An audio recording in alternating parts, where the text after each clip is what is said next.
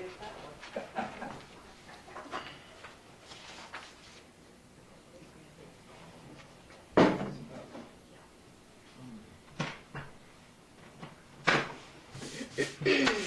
Okay.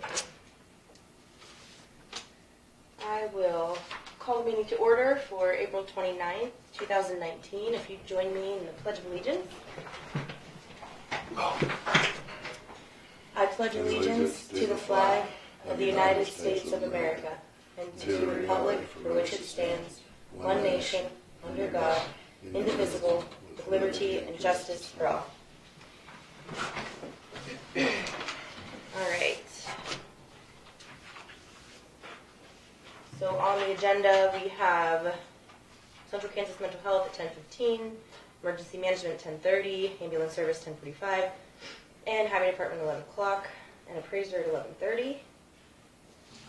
And anything else, I guess, that we'll need to go over. I'll start off with the correspondence.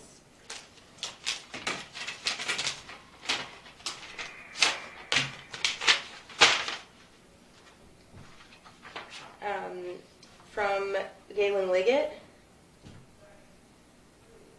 Dear Commissioners, it is with regret that I am writing to inform you of my decision to resign my position on the Lincoln County Hospital Board of Trustees, effective immediately. While serving as a board member for 14 years, I have seen much growth in the hospital, and I am truly satisfied with the progress we have made. I feel that my contribution has met its limit, and that it would be beneficial to the county if I were to step down. In doing so, I will be able to spend more time with my family and devote more energy to my job. It has been a pleasure being part of the Hospital Board of Trustees. Thank you for giving me the opportunity to be part of such a strong and dedicated team. I look forward to hearing of the continued success of the Lincoln County Hospital. Sincerely, Galen Liggett. So is that your district too? Yours? No, Galen Liggett's up in Al Jones. Yeah. Okay. Thank you.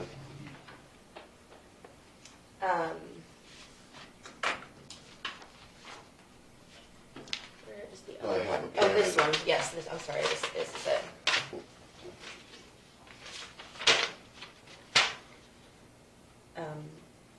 Randy Lohman asked that I send a formal request to be considered for the appointment to the LCH board. I would like to apply and will supply any information you want to know about my interest or qualifications. I'm a practicing attorney, but do not want to be an attorney for the board. The board has an attorney already when legal advice is needed. My engineering degree is from K-State, and my law degree is from Harvard. Jeannie and I lived in Chicago and Boston before moving here. I was a management consultant and, for a while, in the faculty of the Business School of Illinois Institute of Technology. We came here to be close to our relatives. Jeannie and I moved permanently here about 1987. We live in Beaver Township, and our kids mostly grew up here. The youngest was born here. My dad grew up in Mankato and worked for the U.S. Geological Survey. He met my mom while on a map-making assignment in South Dakota. Jeannie's folks grew up in Beaver Township. Art Rose was a farmer and the sheriff for a time. Hallie Rector was a farmer and the probate judge for a time. Bob Krangle. Yeah. Can you read that?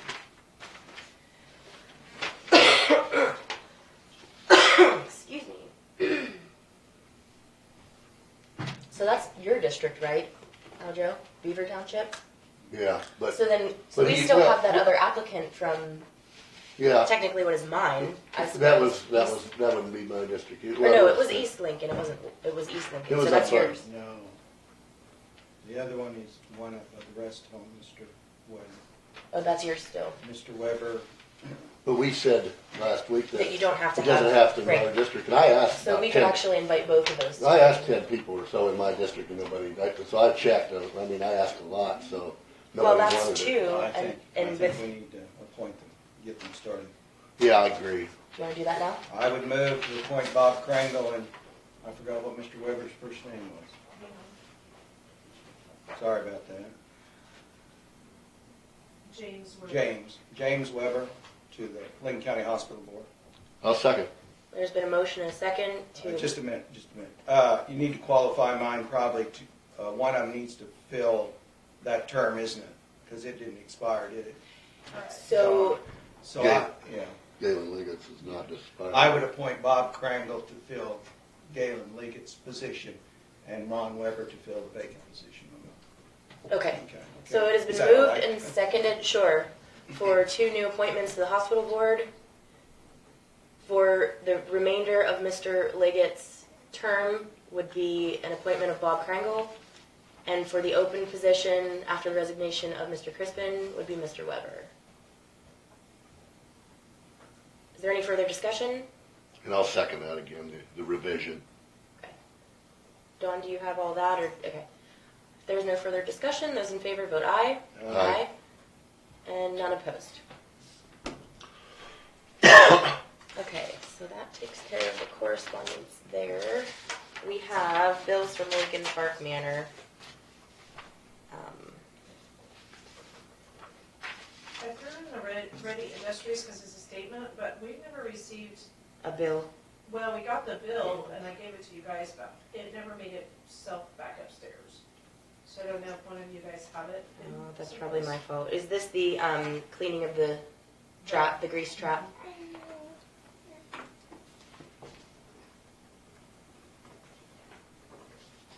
Okay, $500 to Ready Industries to clean the grease trap. $12.99 to Lincoln Building Supply for some sort of sun shield patch. That's probably Jonathan getting that, fixing the roof. Patching up there in the roof. Lincoln Building Supply. This we had a question that was sent back to us. They had to clean and snake the drain for $408. And when we asked Jonathan, he said that Greg took all the tools and they don't have a snake. And this is that same Ready Industry. Dawn, it's right here. Oh, It's the same one. It says did not approve. And this other one from Lincoln Building Supply, I cannot understand the coding. It's $25.99 something. Recess, I don't know. door reinforcement. Probably recess, door reinforcement. That's, I think, Jonathan, more stuff dealing with that door, probably. Okay. Oh, the back door he was Yeah. talking about. They probably have to get some prep stuff for that. I don't know about this. John, he said Greg took the tools. Yeah. Oh, and he took some tools. I don't know what belongs Oh, to as us the versus tools were all Greg. Lincoln Well, maybe Park we Manor. should, Jonathan, buy tools if he needs them. Well, that isn't ours. I don't know. Right, they're supposed to supply a maintenance person He's supposed in to. the lease. They're supposed to, okay. Yes. Then they need to supply tools, huh? Mm-hmm. Okay, yeah, they're, okay. I see what you're saying. Again, I do not think we need to be cleaning for them, which would include cleaning the grease trap or cleaning the kitchen hood, which they've asked us to do. Cleaning should be part of their maintenance, and it says in the lease that they would be responsible for maintenance. We will be responsible for repairs. A repair would not be cleaning out the grease trap. So that's that bill for $500 from Ready Industries. That's in there twice. That is the same as what was on this sheet here. This one. Yeah, Dawn, this one has a statement and this one has an invoice marked on it. This, Lincoln Building Supply, these are supplies for repairs. And this would be the street plumbing bill for $408 for snaking the drain. Are we going to send that? Well, you got a good point. It's probably maintenance. I talked to him one thing about Mr. Grace. I said I don't know what we'll do, but if we would renew a new lease, we would get very specific on every issue, whether it's their bill or our bill, like cleaning. You know, it's cleaning the toilet, snaking the toilet. Is it their business or is it their payment or is it the county's payment? You know, stuff like that. And here's another one. You got a good point. What's above and beyond? Now, if it's a major cleaning and they got to dig up the trench up. Well, we already paid to completely replumb the grease trap itself. Stuff like that would be our business, but if you're just cleaning it, that may be theirs. I don't know. I'm going to go ahead and read the correspondence from John Grace since we're on that. Yeah, John Grace, Okay. you can. He emailed me. I tried to been dealing with him a little bit on. This is dated Friday the April 25th, which was actually a Thursday. Right. I've been dealing with him a little bit. Dear Commissioner Lohman, thank you for your efforts to help find a solution to continue providing the best possible care for elderly in Lincoln County. As we previously discussed, our team took over ownership and operation of Lincoln Park Manor in 2017 based upon the county's representations that it would provide substantial funding to either renovate the existing facility or to build a new facility to care for older citizens of the area. Mr. Wallace, do you remember that agreement? What? Oh, Mr. Grace just said yeah, I was reading it. he took over based on the county's representations that it would provide substantial funding.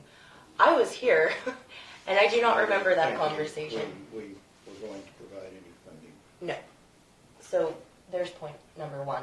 You don't, so he's not correct. He's saying that he took over ownership based on the county's representations that we would provide him funding. That is not true. He purchased the business from the previous owner without us even knowing.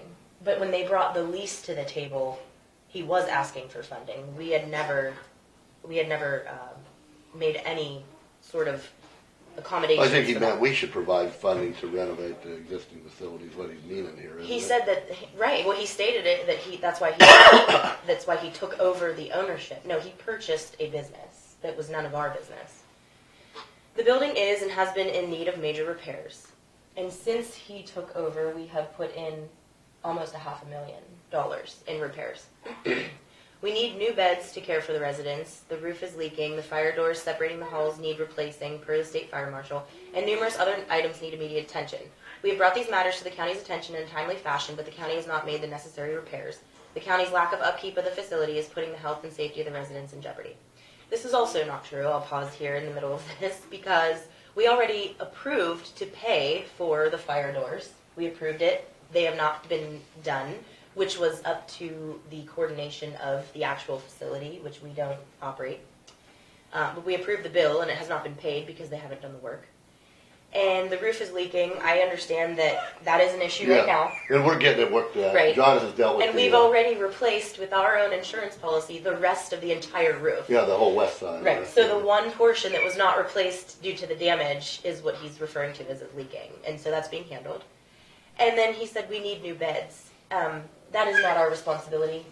What the lease... We own the beds.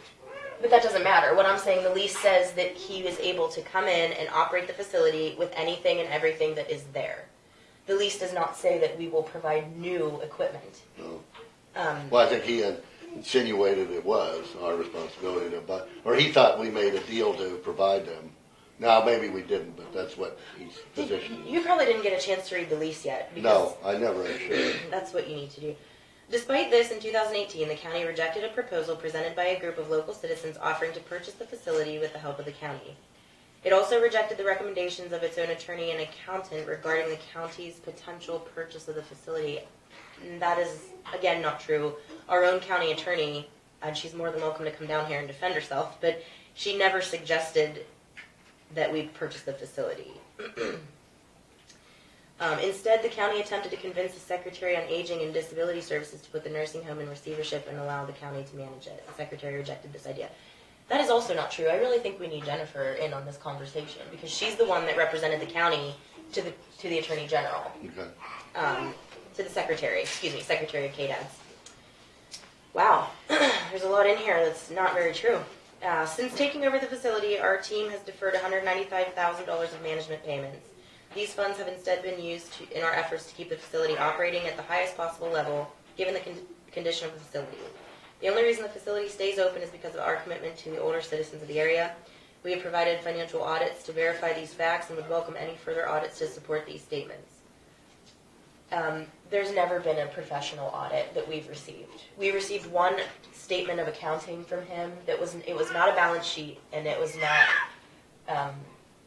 it was not a professionally audited statement. It was just his own reporting. Didn't Eric Otting do that for us, though? Oh. He took the old cost reports that you can get publicly and created a new budget based on the old cost reports and some of the information that had been provided in the public meetings. In our continuing good faith effort to reach a resolution for the residents in the county on the future of the nursing home, we would offer the following two options to transition ownership of the facility from Lincoln Park Manor. The county can purchase the stock of Lincoln Park Manor for $70,000. 100% of the past management fees due and payable will be forgiven. The Medicaid audit for the years 2015 through 17 has been completed and resolved. Now, I'm assuming with this offer number 1, purchasing the stock of Lincoln Park Manor, we then are assuming all the liabilities, which we know from some of the presentations by that group that he referred to up here could be upwards of $250,000. Number 2, the county could find a buyer of the stock of Lincoln Park Manor and we could sell the stock to them. I would just comment that we are not a broker to sell someone else's business. And he continues on, we have been and continue to be more than willing to work with the county to find a way so that the people of Lincoln County can continue to offer nursing home care to its residents. We look forward to hearing from you soon. And then I asked him later if he wanted to continue to operate it. I wrote there. He would, like if we renewed a lease, he would say operate it for 5% of gross revenue. So right now we have like $2 million revenue approximately. So it'd be like $100,000.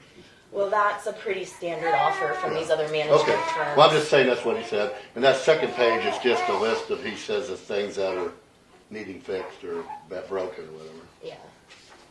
Okay. We can Okay. go over that portion Yeah, we can- later. Let's continue let- on with the agenda. Thank you for being patient. Yeah.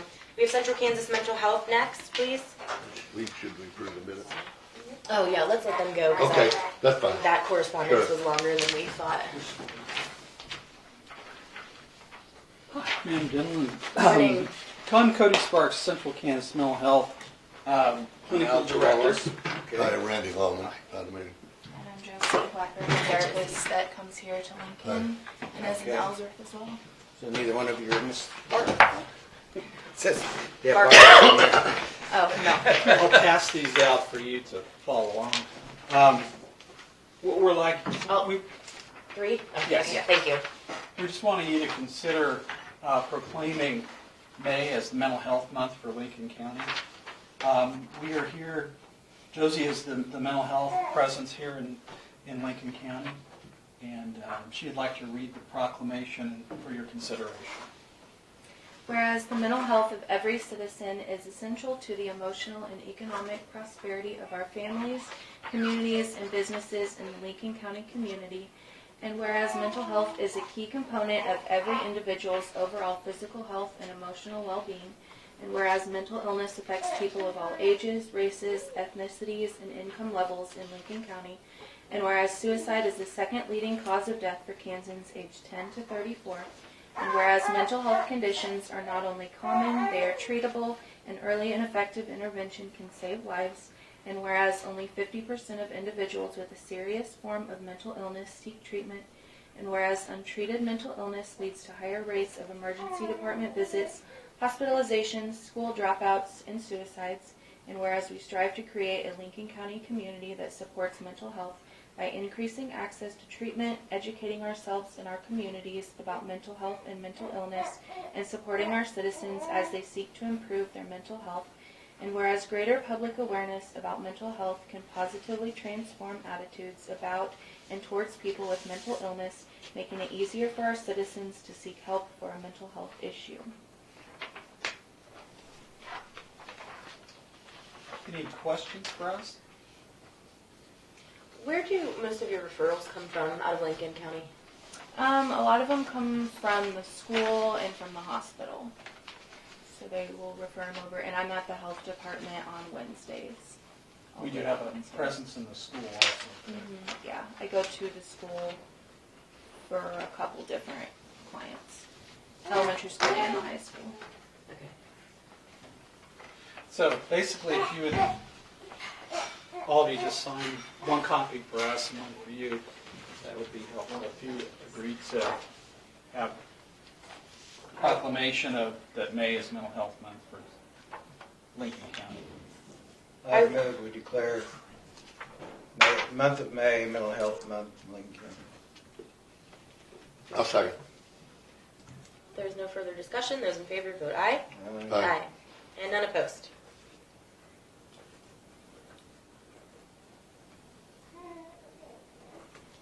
I guess you gentlemen can sign above her signature. They didn't get Oh, enough room there for, Oh, okay. for everybody. Do you get referrals too from the sheriff's department and the county attorney? I've had a couple, yeah. Yes. I'll Because, take them from anywhere. Yeah, really. do you do court mandated? Is that part of it as well? Some of it is, yeah. And Sometimes- truancy, there's some Sometimes truancy. part of a sentence, maybe you could get mental Yeah. health counseling or something. Yep. Exactly. Is Lincoln, if we're in that position like Lincoln, then are you the person, the outfit that we go to? Yes. Yeah, you're our person. Yep. Should I sign it too? Sure. Sorry, I just took the line up, but.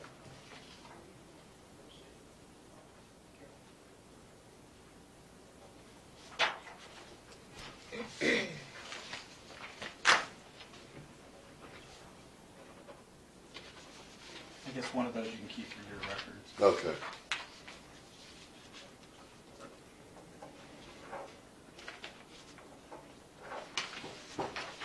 Just give one to the clerk. Okay. Thank you for that consideration. Thank you. Thank you.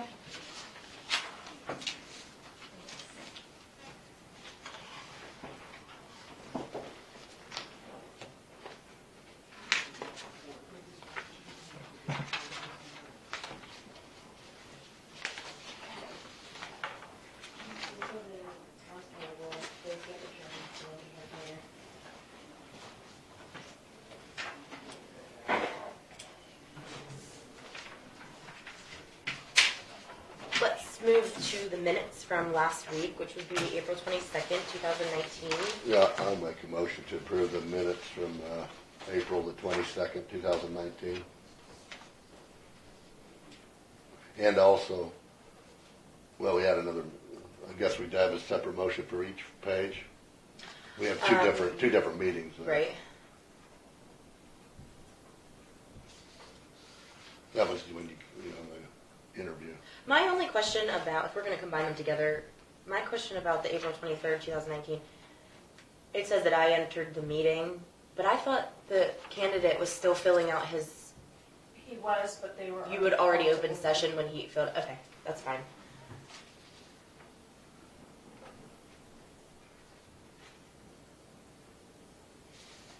Did you second it? Yeah. Okay. I didn't realize it made a motion. So was it combined or was it separate? You want to restate that, please? Yeah, I'm I'll sorry. restate this, or edit my motion. I'll make a motion to approve the minutes from April 22nd and April 23rd, 2019. I'll second. If there's no further discussion, all those in favor vote aye. Aye. Aye. And none opposed. Motion carries. And we have emergency management.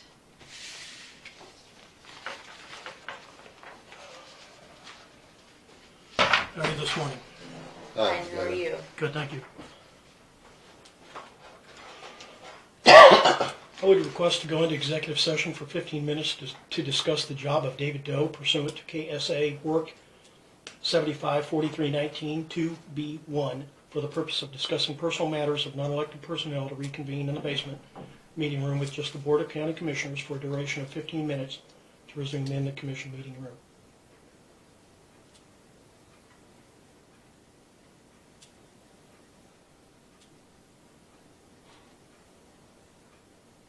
I'll make a motion to do that. Do I need to list it all? Yes. You got that sheet up. I'll make a motion to go into executive session to, well, you had it all in front of you there, David. Can I? Yeah. The top paragraph. I'll make a motion to go into executive session for 15 minutes to discuss the job of David Doe pursuant to KSA 754319 2B1 for the discussion, purpose of discussing personnel matters of non-elected personnel to reconvene in a basement meeting with the Board of County Commissioners for a duration of 15 minutes to resume in the commission meeting room. Do we want just the commissioners, David, or do you want Don also? Just the board. Okay. You have to identify who's present, though. That's his motion. Commissioner Wallace, Commissioner Lohman. No, not you. Oh, Randy okay. needs to. You said just the board, so as You of have right to now, say David's and not David Doe. included. Do what? And David Doe. Oh, and David Doe, I'm sorry. Yeah, commission and David Doe.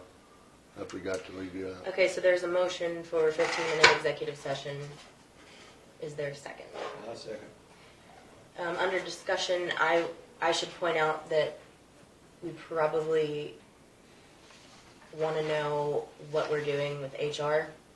I mean, if this is a personnel issue, we have an acting HR fill-in. Dawn. Right, I mean, if we are asked questions that we don't have the information to, which we don't have anything in front of us, I don't know that we can't leave the executive session to go ask a question to someone who has that information. So would you be against Dawn sitting in, David? I'm not comfortable with that, no. Okay. That's my only portion of the discussion. I'll call for a vote. Those in favor for the executive session as it stands to be read, as it was read, vote aye. Aye. Those opposed, nay. Motion carries. We will have 15 minutes. Thank you.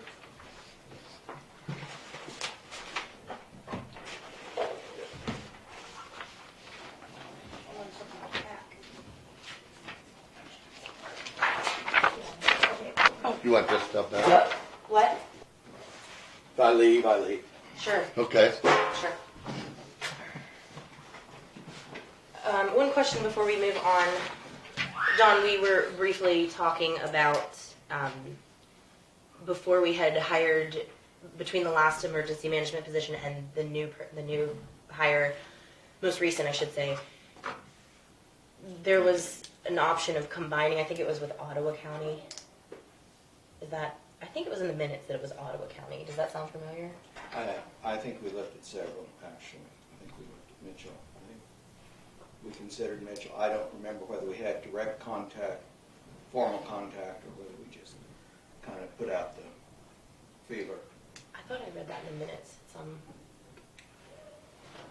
I'll have to research because I don't remember off the top of my head. I just wondered what they're doing now. If We were with Russell County, and that was it. We looked at that, but Russell County had already gone back to, They had teamed with Ellsworth, right? I think they just had a full-time person, and then they ended up combining with Ellsworth. Yeah, that's right. You're right. And then we looked at Osborne County, I think, Yeah, we might have done that. maybe combining. I'm sorry, my mind's. no, that's okay. I just figured you might remember. So before we moved on. All right, Brandon. Thanks for waiting. Yes, ma'am. I don't have much for you guys today. There's my official letter of resignation from the full-time position. I would be willing to stay on as the interim director until you get somebody hired, and I do plan to work full-time here until you get somebody hired for my position.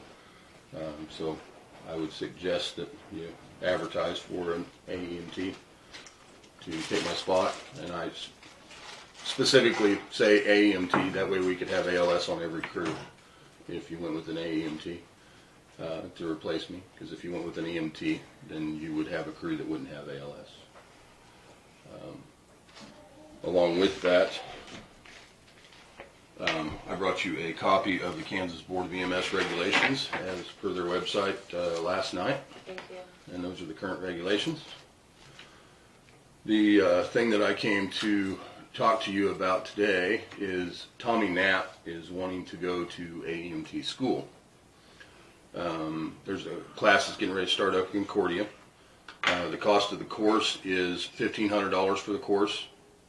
The cost of books, test fees, and registration fees is $575.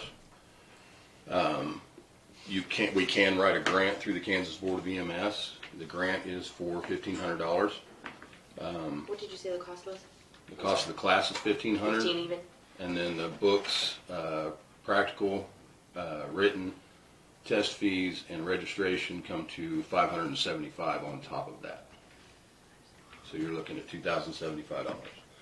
Is that online, or does he physically? You'll have to drive back and forth to Concordia Concordia. to take this class, and it's about a 3.5, 4 month class, 2 nights a week, 4 hours a night. One of the nights of the class is on Wednesdays, so he's already off that night, and the other EMTBs are willing to switch around with him so that he can have the Monday nights off. They'll trade him like a Sunday for a Monday so that he could be off for class, so that he can go to the course. That'll keep everybody at the regular time within the week. I'm only allowing them to trade within the week, so that it doesn't create overtime for anybody. I don't know, I've never asked you guys to send somebody to school before. I know what I do in Bennington, we pay for the entire course, and then we add a little bit of time to them because when you write the grant, you have to pay back 20 hours a month for 1 year for the AEMT course.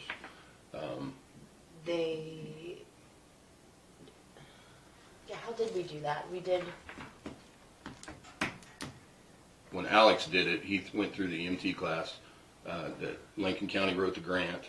Yes. I don't know if they paid for 100% or only what the grant paid, but per the Kansas Board of EMS, you have to work 20 hours a month for 1 year to repay the grant. Now you still get paid for that time, you just have to do that time. In Bennington, we pay for the entire thing. We pay testing fees, but we So add. what happens if they don't pass? If they don't pass, it depends on how they don't pass. I can get you the grant paperwork so you can see it if you would like. If they don't pass the class and fail out, they only owe 50% of the grant back, and that would be to the Kansas Board of EMS. It wouldn't be up to the county commission to go after that person to get the money back. The Kansas Board of EMS does that. Okay. Because the grant comes from them. Okay. But we would be the applicant, though, is what you're saying. Lincoln County EMS would, yes. Dawn, did you do that one last time? I've never filled out Okay. applications. It's really simple stuff. I can have the paperwork done in 30 minutes Okay. if you guys approve to do it. Yes. And then, I think we required some service On top for the difference. on top of that. Yeah, I And thought I we think did. I guess I think it's a good thing. I do know that we did have some people apply for the grants and fail to complete the course. Right. And then they got mad at the commission because they were sued by the state of Kansas, which Yeah. I'm sorry, that's the way it is. But we are They just put the their signature on applicant, it. so according to their It wasn't our rules. problem. Right. And I guess as bad as we need emergency, I have no problem going with $500 extra to $575. pay the, what part of that's a It's test? the books and, There's $75 for a practical testing fee. That's the hands-on. There's $80 for a written testing fee. There's $370 for books and a $50 Board of EMS registration fee. That comes to $575. so that's what we don't get back if they fail the course. Right. But Tommy already works for you as an EMT now, so you're still going to get time out of him. And he's from here. He's a full-time employee. He's from Lincoln, so he's, not like he's gonna. The other thing is that he will get a pay increase if he passes, and if he doesn't, he won't. Correct. I mean, there's a jump when he gets qualified. Yeah, there's incentive to I do have it. no problem in Do we ever authorizing ask Brian. for like a 6-month or year contract to ask them to stay? Well, The He's Board of got EMS has paperwork 20 to ask hours. for 20 hours a month for 1 year. They have to stay For for a whole at year. least 1 year. yeah. Yeah, but is that through whoever the grant writer is? Yes. Okay, Yeah. so it's 1 year. The class starts on May 1st. That's why I'm coming to you today. Whoa. So it's pretty quick. Tommy was planning on paying the initial book fee and the $50 registration fee out of his own pocket. But I would like to ask if you approve for the $575, if we could get Tommy a check cut for at least the $420 now to pay for the book fees and the $50 registration fee. And then I will get the grant paperwork done. Well, couldn't we, well, you said it takes 4 months to complete. It'd be May through They'll bill us for the $1,500. August or something. But he's got to pay for the books and the registration fee up front before the course starts. Right, but it might be smart to reimburse for something like that and not, I mean, that way we can encourage people to keep going, whoever wants to go next. And because I'm assuming to go from an AEMT to a paramedic, it would be much more expensive. Oh yeah, So- you got to start all over again. I mean, Right, it's so we don't want to set a precedent by 2 years paying program. up front. I think we should reimburse them, personally.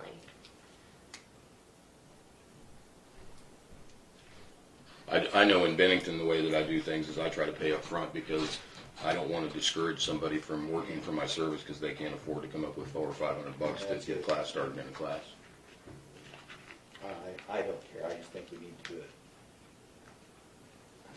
Well, I'll do this. I move to approve Lincoln County apply to the Kansas Board of Emergency Medical Services for the AEMT grant for Tommy Knapp.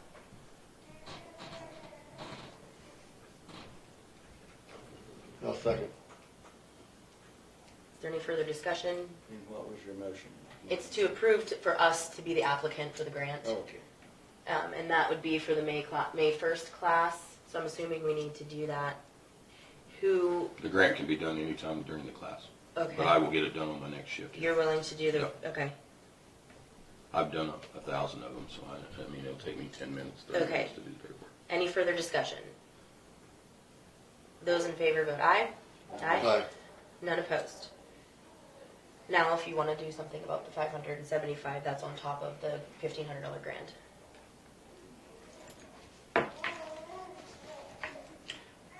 Well, I would move we pay the $575. Don, is it too late for this month? Yes. It'll have to be in May. Okay. I'll That second. way we'll know he started Well, anyway. who are we paying it to? We'll pay it to Tommy now, Yep. because he's gonna have to pay it tomorrow. So we reimburse him next month. He doesn't pay for the tests when they come? Or, I mean, I would assume you pay for the test when you take the test, which is 4 months from now, correct? Kind of, sort of. So you pay the $370 up front and a $50 registration fee up front before the class starts. That's $420. That's what Tommy's got to pay tomorrow. Okay. Sometime during the course, they have to reserve a spot in a test site. So that's when they have to pay the $75 for the practical and the $80 for the written. So that could be about a month and a half, 2 months away, because they try to schedule those far enough out that you're guaranteed a test site. Because you don't want a student going to a class and then missing a test site because they couldn't get into one because it was full and having to wait 6 months You're after saying the you class. can schedule it as soon as you start the class, but you're not, At and some you point. pay at the time you schedule? Yes, you do. Okay, so he can schedule and pay at any time, but he's not going to take it until the end, obviously. Right. I'm just not in favor of cutting people checks without getting some sort of receipt back, so. What I would suggest, if it's okay with you, is to, in the next payroll, or the next time you write checks, pay him, reimburse him the $420, and then as the test fees come in, then pay those. Yeah, I think we should ask that he brings us a bill that we can reimburse him, Yeah. because I think if we pay forward, we're making a crucial mistake. We want to pay bills, not pay assumed He should expenses. have a receipt to give us so we got something to show that he did it. And I know Yeah. he may And have. it's not a matter of mistrust, it's doing business. I think we need to have the receipt, the invoice, so to speak, and then pay that. Yeah, I went to, when I was an employer, I went to college and I had to find out all the money up front, and then when I got the grades and passed it, then they reimbursed me the money on tuition. Right, it's still the incentive to do it, But- but Yeah, because, I'm just saying misuse of public funds extends to the point where, let's say for some reason, we were talking about a different issue and it came out to $415, but we cut the check for $420. Yeah. We have to justify Yeah, I get it. exactly what we're paying. You don't have to explain to me. I'll yeah, just you know. present it to you. So how are we gonna do this then? I think we need to wait till Tommy comes to us. He needs to bring us a bill. Could you tell him to bring us the bill? If he pays it tomorrow, he can turn around and submit it to the clerk. Okay. I didn't know if you needed to approve it ahead of time, that you would reimburse him for those. I think you can move to approve the reimbursement up to a maximum of, you could change it to that, to a maximum of I'd move $75. to Okay. And then I can just make sure. Let's call it a reimbursement as though, we get it. I think. I reimburse Tommy Knapp for his books and his testing as they come due. I'll second. Any further discussion on that? If not, those in favor vote aye. Aye. Aye. None opposed. Okay. So speaking of paperwork, Yes. did we get our service license renewed? Dawn has a copy on her desk that's renewed. Okay. And the CLIA waiver has been renewed. What is that? It authorizes you to check blood sugars. It's a clinical laboratory, blah, blah, blah thing. Okay, and have we faxed a copy of our renewed license to CanCare? I gave it to Dawn. You're gonna do that, Dawn? Or Can care Medicaid? Yes. I haven't noticed yet. I can send that up to Delisa's. I usually have Delisa's do all that stuff for me, but That's However you wanna do it. The notice came here, so. okay. I didn't get the notice, sorry. It's okay, I'm just double checking. And all 3 trucks, I drove over to Sylvan last night, put the new license in the Sylvan truck, and the new license is hanging in the office at the station. Thank you. As far as my letter of resignation, I am willing to stay on full-time until you get somebody hired to take my spot, and I am willing to continue to be the interim director until you get a director hired. Just please keep me informed and let me know what's going on. Thank you. Okay, yeah, thank you, Brandon. Thank you. Sorry, grab the cup. Okay. Michael, if you're ready, sorry we're just a little behind today. Good morning. One.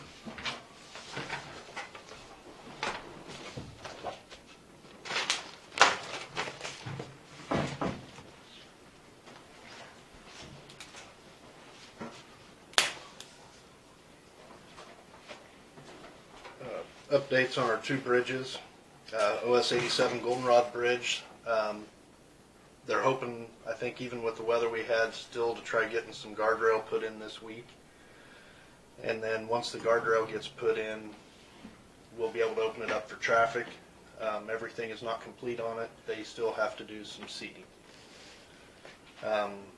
Most of the wash checks and biologs and stuff like that will be in place and already are in place. Last week we did get surface material put on that to final grade and graded down, and we do have most of the excess dirt hauled away from that location. I do believe there's a little bit left that we won't be able to get for a few days here, but we'll get it out of there. OS 105, we're pretty much at the same point with that bridge. We just need to get some guardrails on it and some final grading, and if the weather cooperates this spring, I'd also like to pull ditches and get that road brought up a little bit also.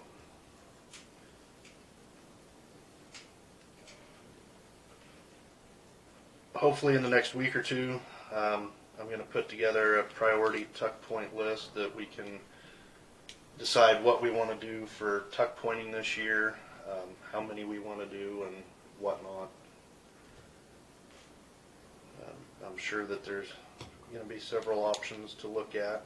I don't know for sure what it's going to cost until we let it out for bids though. Well, I also think what you could do is you could make a wish list, so to speak, and if we get bids based, ask them to delineate, not only their hours, and if they're, a lot of them will do just a tuck point by square footage. Yeah. So if we can say, okay, these 2 are the worst, this is all we can afford, this is X amount of square feet, out of their bid, we can propose a counter offer that they don't do the entire job this year, we just do a certain portion of it. So I would kind of pick an area. I mean, I don't know what you're looking at. I know we talked, there are quite a few up in that top left northwest quadrant, but if that's what you're looking at, I would do all the ones and then let them go from there to give us a price. I think we bid them individually. That's The bridges individually. That's no problem. We can pick and choose them. We got X, Y, Z. I mean, You bid we're gonna X, tell you them- bid Y, you bid Z. And whichever ones we like, we'll take. And the rest of them will not, Okay, but I'm saying, don't you think it would be appropriate to pick an area and not say one I don't here, know. one I don't there? know. I think you pick your worst bridges, basically. That's what I would recommend. Worst first. So where is that? I don't know. I got to review all my information. Well, I you're don't also know. going to have the issue of the dirt work that needs done for the wing walls that we would be responsible to do to prep it as a work site. On some locations, yes. Well, those would be your worst ones. Well, not necessarily. The total amount of work that needs done would classify the bridge as to what all is going to go into that project. If you're talking about doing the worst ones first, you're definitely talking about ones that need dirt work.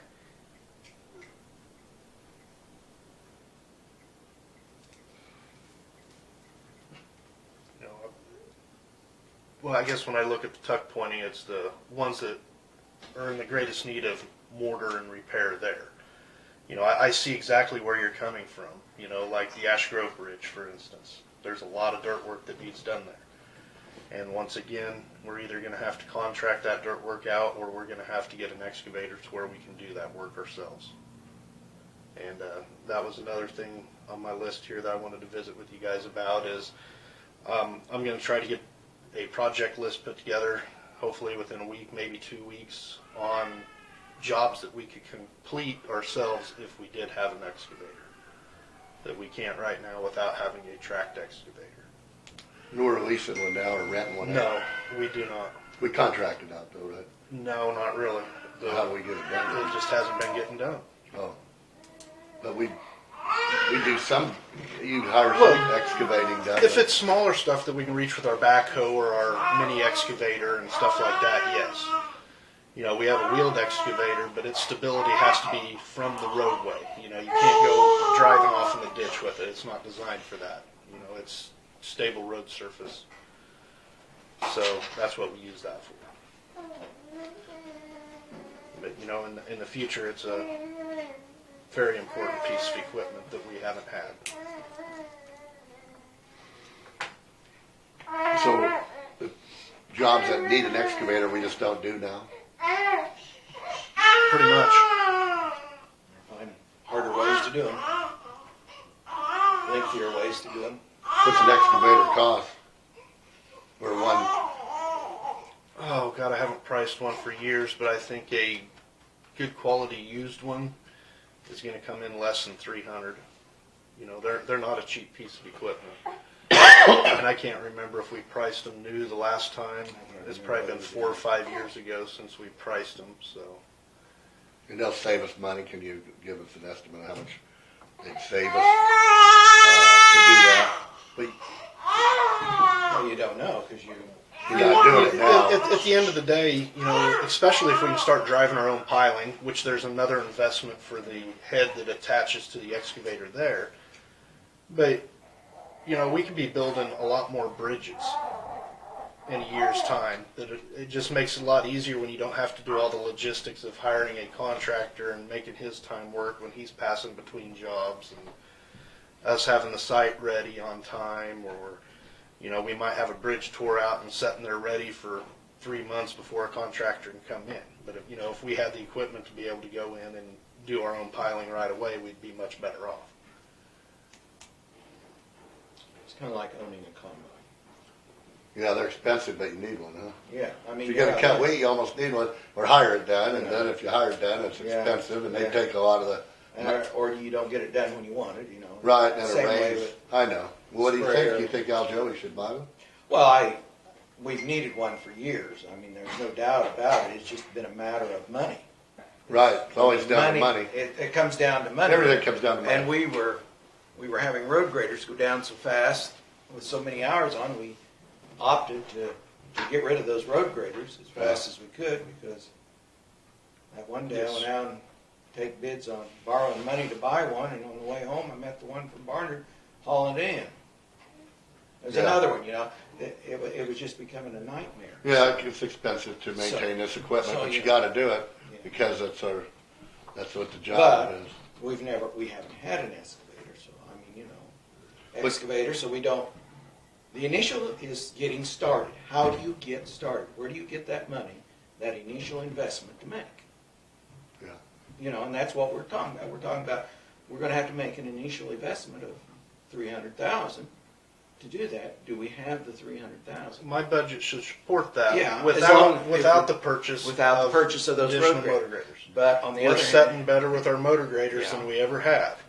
You know, it's not that I don't think it would be a great deal to be able to continue with that program, but without additional money coming in, I just don't see how we can do it. You know, I'd love to be able to do 2 motor graders, an excavator, and the 3 trucks that need replaced. You know, that would be my dream, but in reality, I know that's not going to happen. we can't do that. Yeah, and then once you get an excavator, you probably have to get somebody certified to operate it, huh? No, there's no certification on it. You know, it operates very similar, if not identical, to our backhoe as far as the control. It's just you're able to have a longer reach, and you're able to maneuver surfaces that you can't with the wheeled machine. So what are the options for used? I think there's options out there. You know, I certainly want to be a little bit on the picky side if we're going to buy a used one, because they are very expensive, and I want to make sure that Right. it's gone through and it's what I want to say, a certified proof, I would say. But I think there's options for getting a quality used one. Now, as far as what the price would be, you know, I'm not going to invest the time until I got, you know, the permission to do it. But if we can, you know, it never hurts to cost it out what it is, brand new versus used, when you start looking at what your warranty is going to be. It helps your initial purchase. So, you know, if you guys allow me to start moving forward with that, we'll start looking at the options we have available. But, you know, it not only makes the job easier, but there's so many more jobs that we haven't been doing because we just couldn't do it. Well, you see a lot more of those out doing jobs for farmers. I mean, they're using them in all different ways to help conservation areas in the farm. I'm kind of sold on them. I think they're probably a good piece of equipment. They're extremely expensive. They Just are a matter of the you know, investment. It never hurts us to look at the options, Michael. You know, bring them forward. It doesn't hurt us to look and see.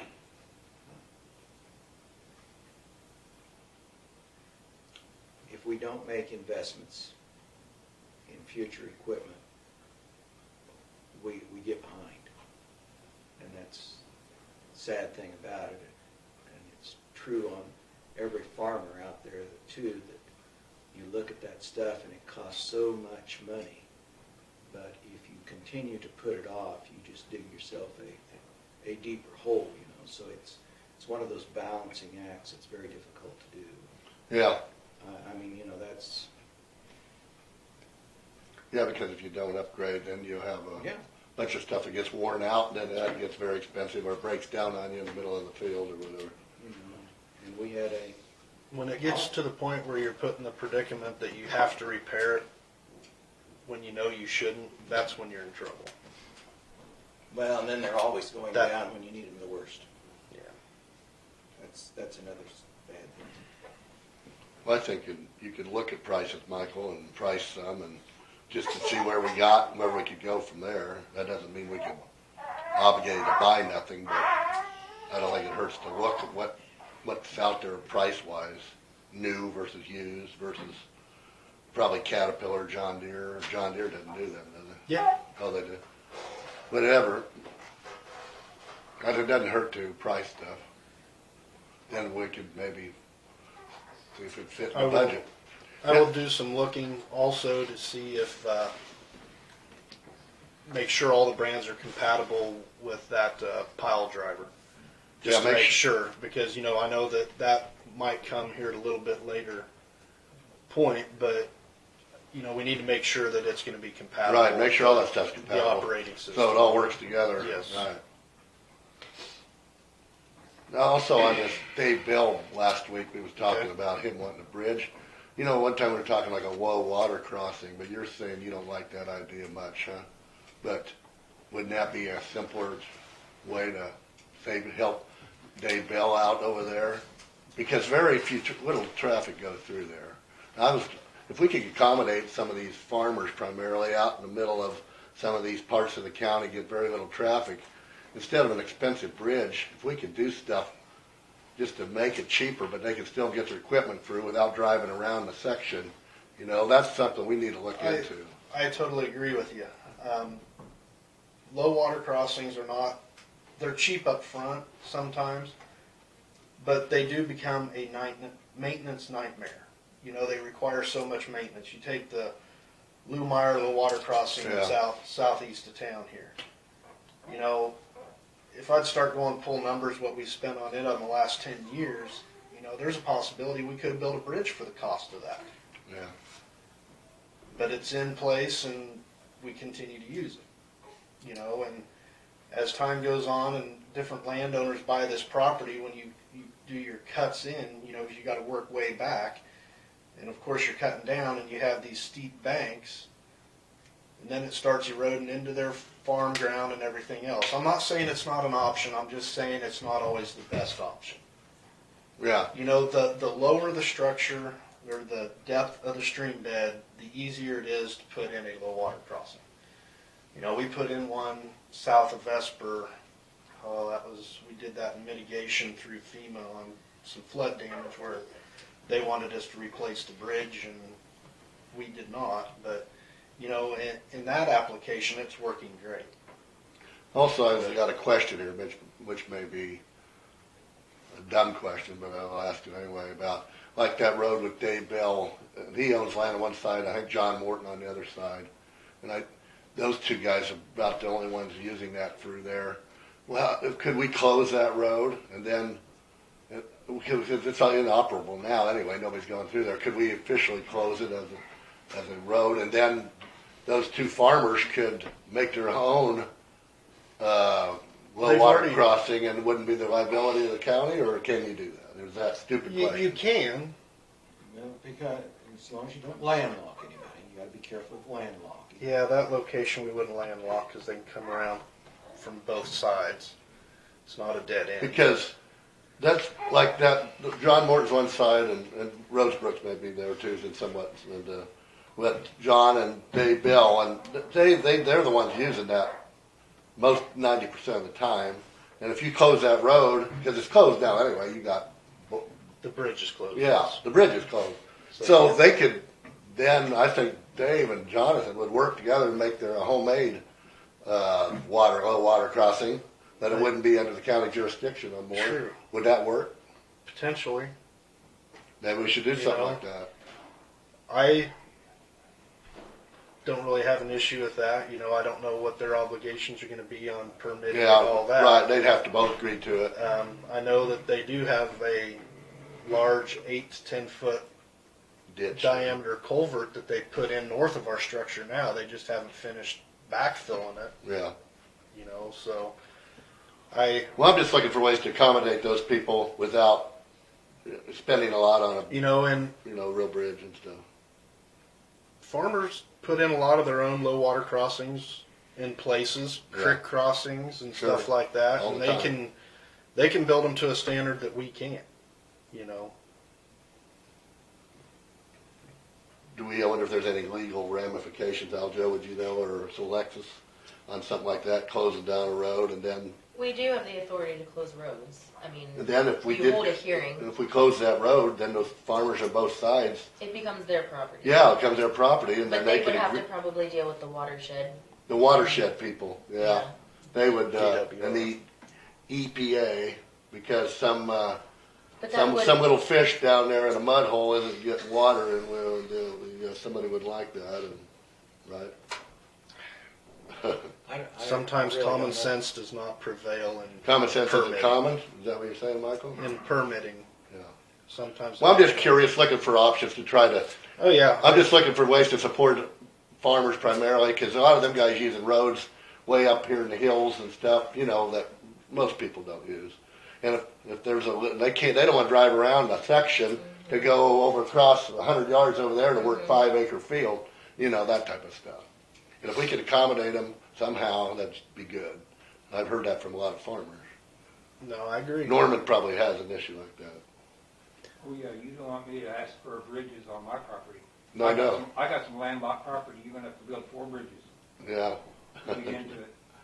But anyway, Mike, that's all I'm asking. I don't know if that's practical or not. You know, Maybe we it can- depends on the landowner and Yeah. what they were willing to do. Right, you would have know, to get they the could- land. You'd have to get the landowners on both sides, or in that area, agreeing. And I don't know. Well, and anybody else that may use the road, 'cause they're welcome to come to Can the you hearings check also. into if that's legal to do that? Oh, If it's legal. And We if- can close the road. and if it's possible to do something like that, and if You it could, hold a hearing. huh? You hold what's called a hearing A road to hearing. close the road, Okay. and that way you have to public notice it. That way, if anyone has an objection, they can come to the hearing. Now, you can still close it, Yeah. regardless of the input at the hearing. Obviously, you'd want to listen and see how much, how many people would be against it versus supporting your decision if you wanted to close it. at that point, the county becomes, I mean, it's no longer our property. So yes, that's, Well, not necessarily. When we close the road, yes. Yes. Yes, okay, okay. if we had the hearing and we made the decision to close the road. Correct. So what you're looking at is you're looking at putting the responsibility onto the landowners to come up with their own plan to deal with the agencies that they have to deal with to pay for the structure, etc., and take on their own liabilities. My comment on that is that a lot of these landowners are paying the majority of our property taxes. Yeah, I do not necessarily think that it's appropriate to start putting the responsibility back on them individually, because what they're paying into is a variety of services of which they may not use. And while it's wonderful to have emergency services available, it's wonderful to have all the things that we have going on as far as services, they may not be used by those people. So what do they want for their tax money? They want their bridge. They're paying property tax on that section that they may not be able to get to, like you said, in an efficient way. yeah. So they want the county to take responsibility for that. That's my perspective on it. So I'd rather consider what you suggested, which is I think what we were talking about with Tanner last week. He can come up with a format to say, if the ravine is X deep and the span is Y wide, you can use Z structure. And I think we need to come up with a plan as far as looking at those areas and those bridges that can be replaced in that manner. Yeah, that's fine with me. Doing Yeah, I it. mean, you were talking about the expense over time of maintenance, but that's exactly what your job is, really, is to do a cost assessment, because it's not worth using up a portion of our budget this year to say that, oh, well, then we won't have expenses for maintenance for the next 15 years. We're still going to have expenses because we're not cutting costs on overhead as far as how many hours we're paying out and how many employees and the use of the equipment. That's all built into our budget. So it's more feasible to have this 10-year, 15-year maintenance that you know is going to happen that is dispersed and spread out in expense versus making an initial investment that doesn't, there's no return on your money, is what I'm saying. When you make an investment, if you're making that investment to know that you can cut costs in other places, that's different. When you make an investment just so you don't have to do little bits over the next 10 years, that's not a return on your money. Do you follow what I'm saying? Yeah, but highway department, we're not really getting direct money back on anything, though. No, but You're not getting, not like, at least the hospital and the nursing home, we're getting payment back to, in the EMS too. But the highway department, we put a new bridge out there, we're not getting any money back too. But we have to have infrastructure for our county to operate, for everybody to operate their farms, their businesses, whatever. I guess what I'm saying is, You know. it would take a lot more. Let's say you have to replace the bridge for $500,000. I'm just throwing numbers out there, okay? Yeah. It would take many, many years to justify one person and one motor grader going out there once every 2 weeks to scrape it off and to clean it up. Do you see what I'm saying? Mhm. That to rack up $500,000 in expense to do that type of maintenance, you're talking about a long range. Yeah. That's not Well, necessarily. it spreads the worth cost investment. out over a long term. It does. It'll spread the cost out, but it also limits the time that road is open, though. You know, there's times that, you know, You mean because in the weather situations it's not Well- accessible still? no, the road could be accessible, we just don't have the time to go out and clean that low water crossing out. You know, if it silts in 2.5, 3 feet of dirt, that does not hit my priority over a gravel road that needs Right. maintenance. But that's what I'm saying, if we close it down, and then it'd be the responsibility of Bell and Morton or whoever's involved. You know, and they might Right. not need it open or want it open at the Yeah. moment. We have a comment.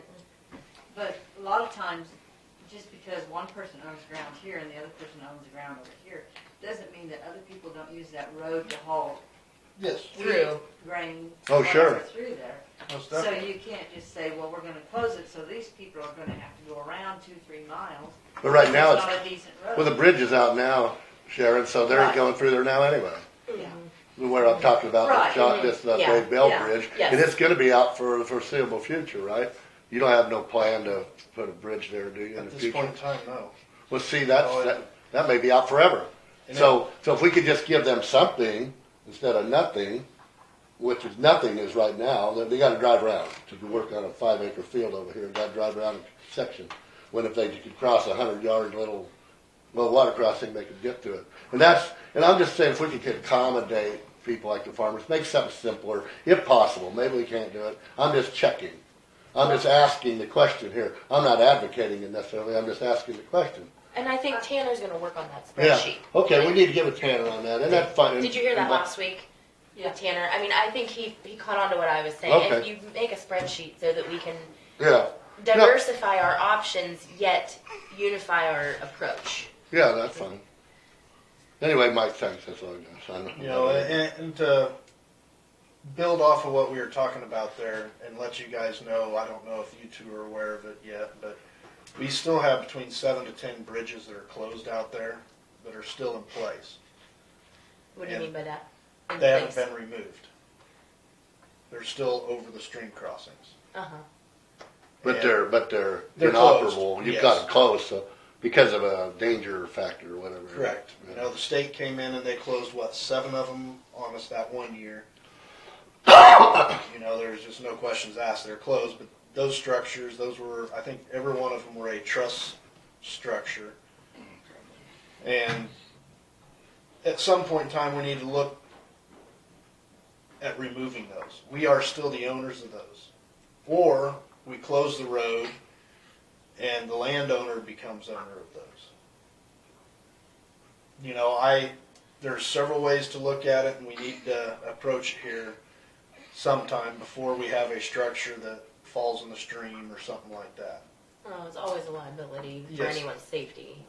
For You sure. mean physically removing them old bridges out? Uh-huh. Yes. Uh-huh. You know, at least getting the superstructure out of there. The substructure, you know, that doesn't bother me so much. Yeah. You know, it's gonna, unless there's something sitting in the middle of the channel that's gonna cause a log jam or something like that. Yeah.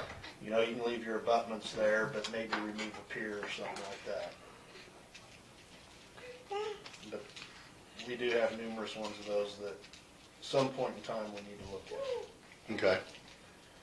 And something with the Bell Bridge, since we were talking about that, you know, at one time that structure was twice the size of what it is now. One complete cell of that bridge has silted in.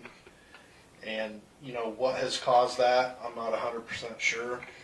But I'm guessing when that bridge was built, that dry creek channel did not have trees growing on it. And now it is full of trees. It has choked the restriction of it down to where that's all the water it can carry, is what that one structure is able to keep flushed out. You know, and that creek channel, I'm sure David can confirm with me that about half the water goes down the channel, the other half is out of the channel. It just deviates all spreads over out. out there. Yeah, floods Yeah. all over the place. You know, so that is something that has changed in the way that is flowing there. Yeah.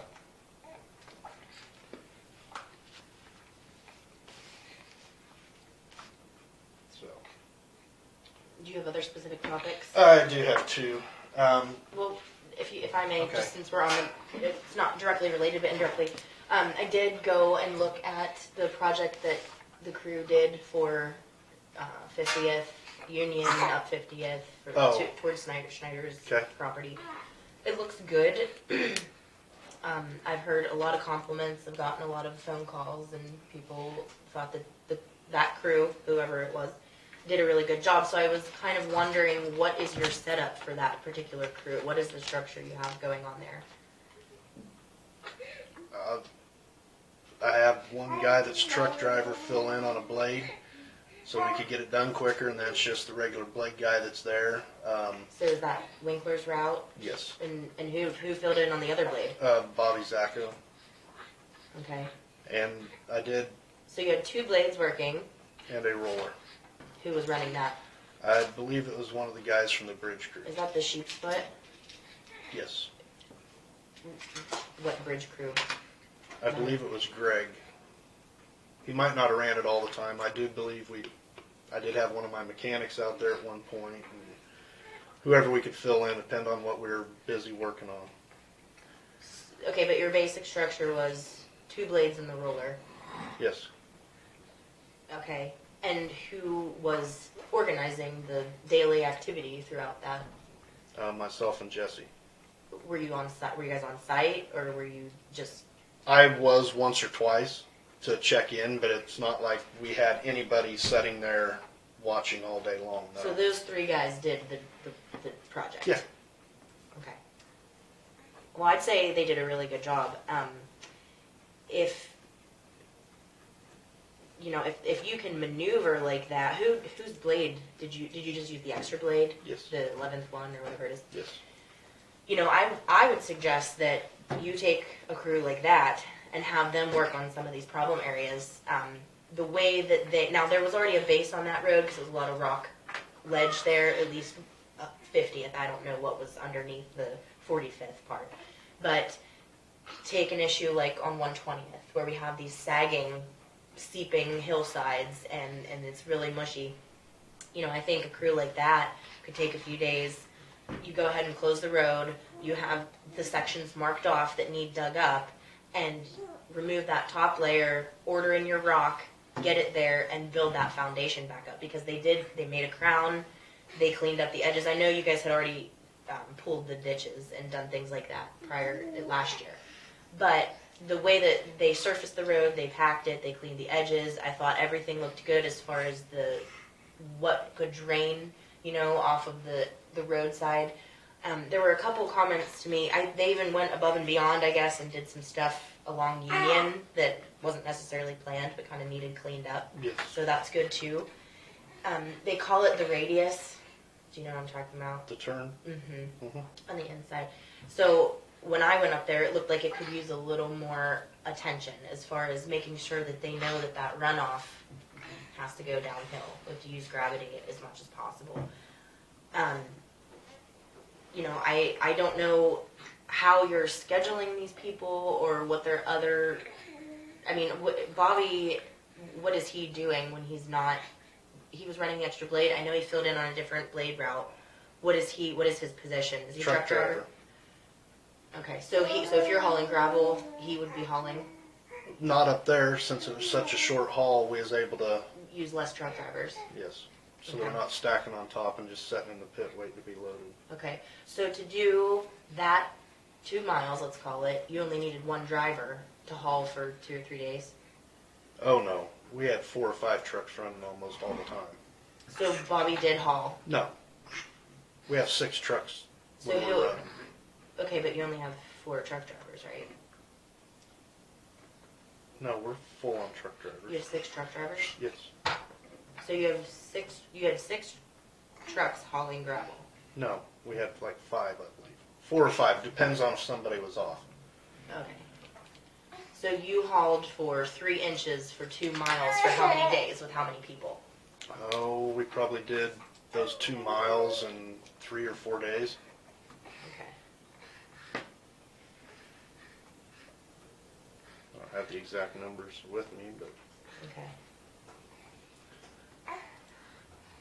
Do you have any further plans for 120th? I know you got those signs back up, correct? no, we're still waiting on them. We just have our road work signs there for now. Okay. They were stolen. They're not there. I guess I'm assuming they're stolen. I don't see how they were blown away when they were tied to a T-post, but that's all we had. It's kind of a specialized sign. We don't keep those around, but I've ordered extras. And then I heard there was another sign that was hit and knocked down. Did you get notice of that? It's right off of 14 apparently. I haven't gone over there, so. A 14. I haven't been over there in a couple weeks. South toward Vesper. There's the road sign someone hit. Off of 14. 18. No, south, leave, that's what I meant. 18, leave 18 going south to Vesper. Right there, I think maybe even before you get to the Vesper gym. I think it's right there along that first. I have not heard about that You unless might wanna they've check that. fixed that already. I don't know. Like I said, I haven't been over there, but that's what I'd heard. Mike, I got a question on signs too. Do we have all the street signs for the county like at every place? Do we have some of them? I know some of them got knocked over cause I'd be mail carrier up by Hunter and I didn't know where I was going and a lot of the signs wouldn't be there. So, because I know a lot of times farmers run over with combines and whatever equipment and so forth. But we don't have them for everywhere. Some places in the county have them pretty good and some don't, huh? Do we? Well, there was a project started 20 years ago, if Yeah, I not remember longer. when they did that. But I'm starting this year. We're gonna start looking at. We got 14 done. We got 18 done, Okay. and we're gonna start looking at the rest of our other highways. The major Yes. roads. You know, we Because- could probably do like 181 and 284 this year, and Yeah, some of do those. a little bit I know, systematically. and I know you're busy, but yeah, some of those crossroad signs, Yes. if you could put up sometime, and you really notice it when you're a substitute mail carrier and you don't know where you're driving north of Lucas or something, and you don't know where you're at, and I know a lot of them get knocked over by farmers, and that's what it is. But yeah, if we could get some of that stuff in the future, but I know you got a lot of stuff going on. Anyway, thanks. That's all I wanted. Would love to do it quicker if we could. Yeah. You know, Yeah. would be awesome to have a vegetation crew, a sign crew, a culvert crew, a dirt crew, Yeah. but we just don't have all those Right. at the moment. So we're Yeah, you got to prioritize what But you're the doing. problems need addressed in a physical locale. I mean, that's what I'm seeing. We can't just keep jumping around. You have to choose an area and have someone look around and say, wow, we're here. This, that, and that needs done. Well, you have the manpower there. Because I thought that was the point of the 10-hour days, right? You're already there. So you're not just spending time traveling back and forth. You know, for example, since they were up there for 4 or 5 days on 50th, what signs needed replaced and or what additional equipment could have been hauled up there while you have the manpower just to fix a few things, whether it's the next road over or whether it's 2 miles that's away. what we did. That's why we fixed Union, and I know they've done Okay. a lot of work on some of those dirt roads. Well, that's on- good. Up and around the pond, and Yeah, if you could some of that, constantly, but- if you could keep working on the signs, So especially on the major Well, it- roads. I know you get some of them dirt roads way up in the hills again. You ain't gonna have every sign maybe, but the main routes. you know, I can't have one of my operators taking gravel for 6 or 8 weeks in a row. You know, then Right. he's completely neglected the rest of his route. Right.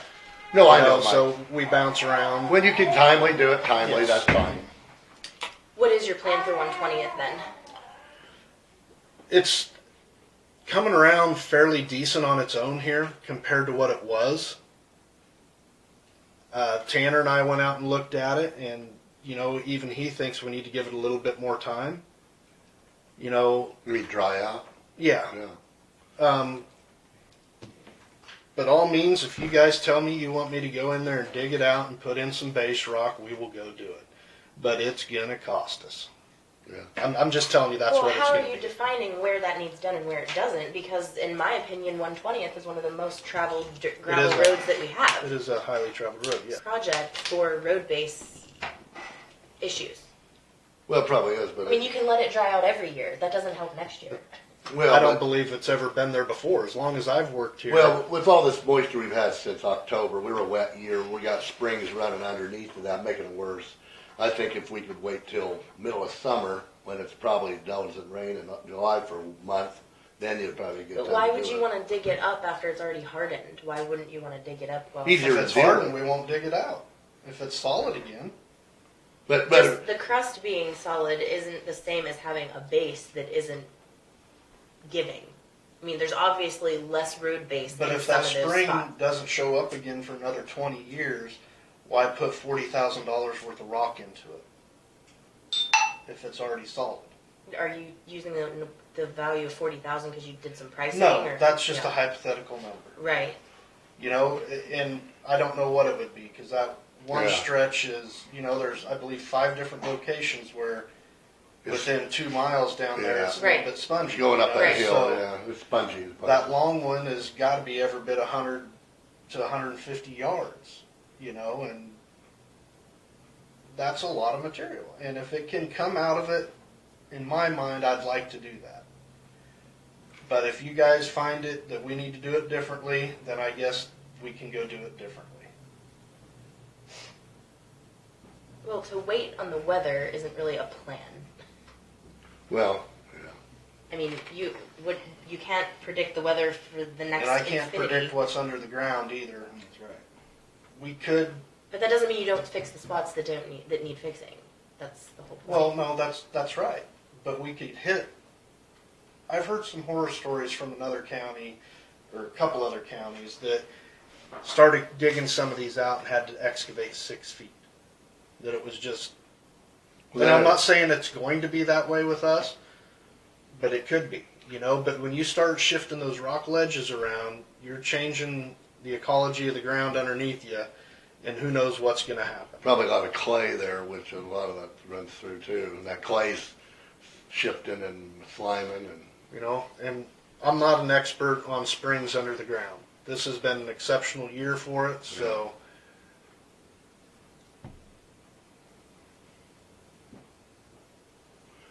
Well, how many different places do you have there on that road, 120? We could try one of It's them. about a 2-mile stretch. Yeah, that but there's has- like 5 different Yes. patches. Yes. Maybe we could try one of them, see how it works, go from there. Then it wouldn't cost, you know, I don't know, maybe not. What do you want to do with that? I think you just close the road down for a week and have Fix them all? this particular crew that seemed to know what they were doing with the road surface, and just make sure that they know what they're doing with the substructure of the base of the road. That wouldn't be the crew that would be doing the work. They're going to be using different equipment and stuff like that to do that job, so. The point is, But- you had a crew put together Yeah. that visually produced what needed to be done.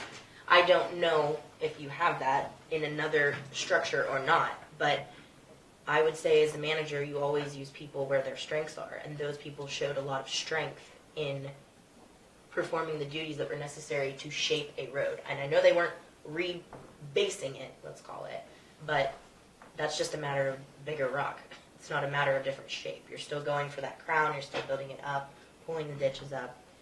Who worked on doing those ditches when Bob did it? Oh, I'm guessing that might have been Fred and Dave, I think. Gary Frederking and Dave Okay. Winkler.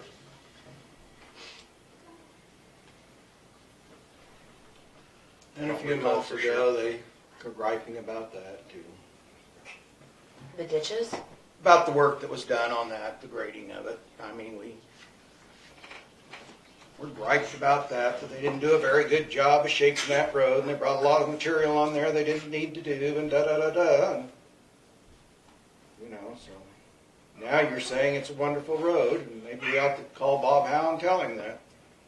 I think you're mistaking the details there. The idea was that they were only going to... I'm not doing any details. Bob pulled the road up and shaped it up like it needed to be done. Now we have a good road. I'm sorry.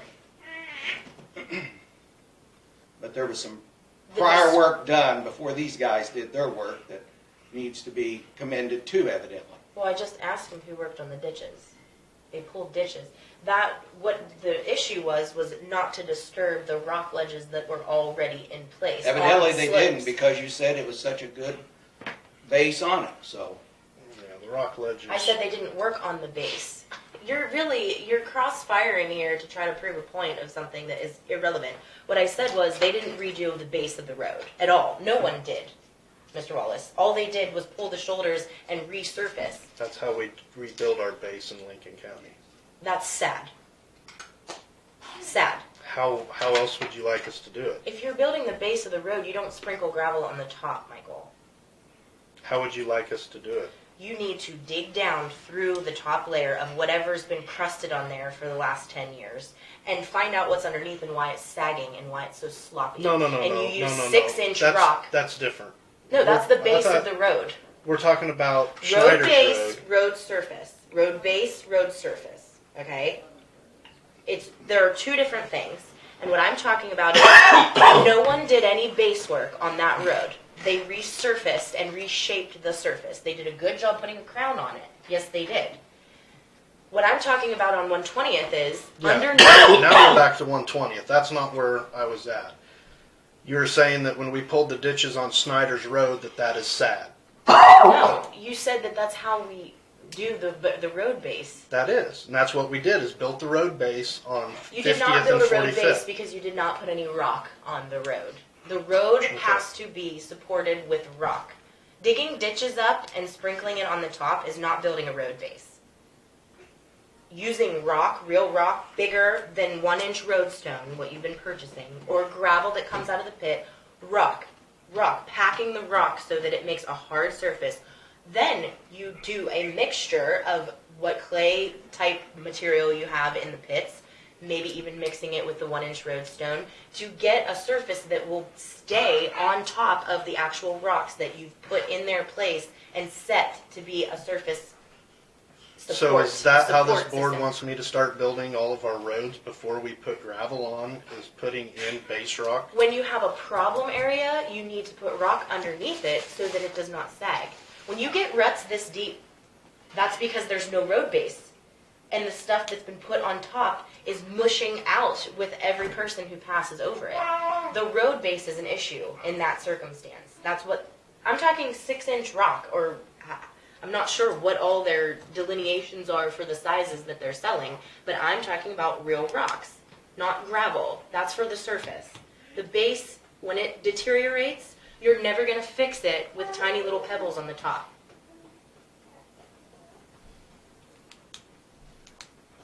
So apparently you've never worked on a project where you've supported the base. We have.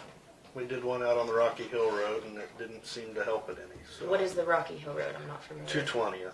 Out here, southeast of Lincoln. And what was the procedure that you did there?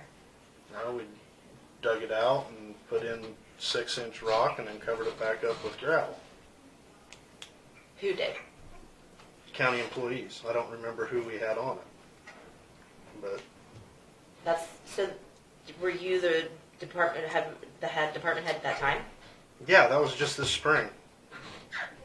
And so, what's wrong with it now? It's still spongy.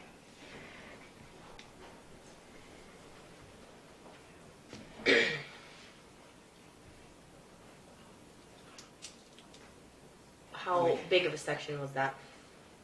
It wasn't a very big one. Probably 25 yards at the most. 25 yards of material or 25 yards long? 25 yards long. Distance. Where was 75 that, north of Dayton Walters there? North of Mitchell Mueller's. And Oh, so, there, it's, yeah. so were you the one that Coming over that coordinated hill. that project? Okay, so what did you tell them to do? We needed to excavate it and put in the large rock and then cover it up with gravel. That's all you told them to do? Pretty much, yeah. Did you order the rock? Yes. What size did you get? I think they classified as a 4 to 6 inch. And how deep were you? I can't remember how deep they ended up going. 10, 12 inches. I don't believe I was able to go out there due to other stuff, so. Bob might have been here, Jesse might have been helping out on that, I can't remember for sure. But you're saying it was unsuccessful. Not as successful for what the cost was. What was the cost? We'll have to pull those numbers up, I don't have them in front of me. Okay. You know, I'm not saying that we can't fix it that way, it's just, before I'm spending my budget on it, I'm gonna have this board tell me that's how you want me to do it.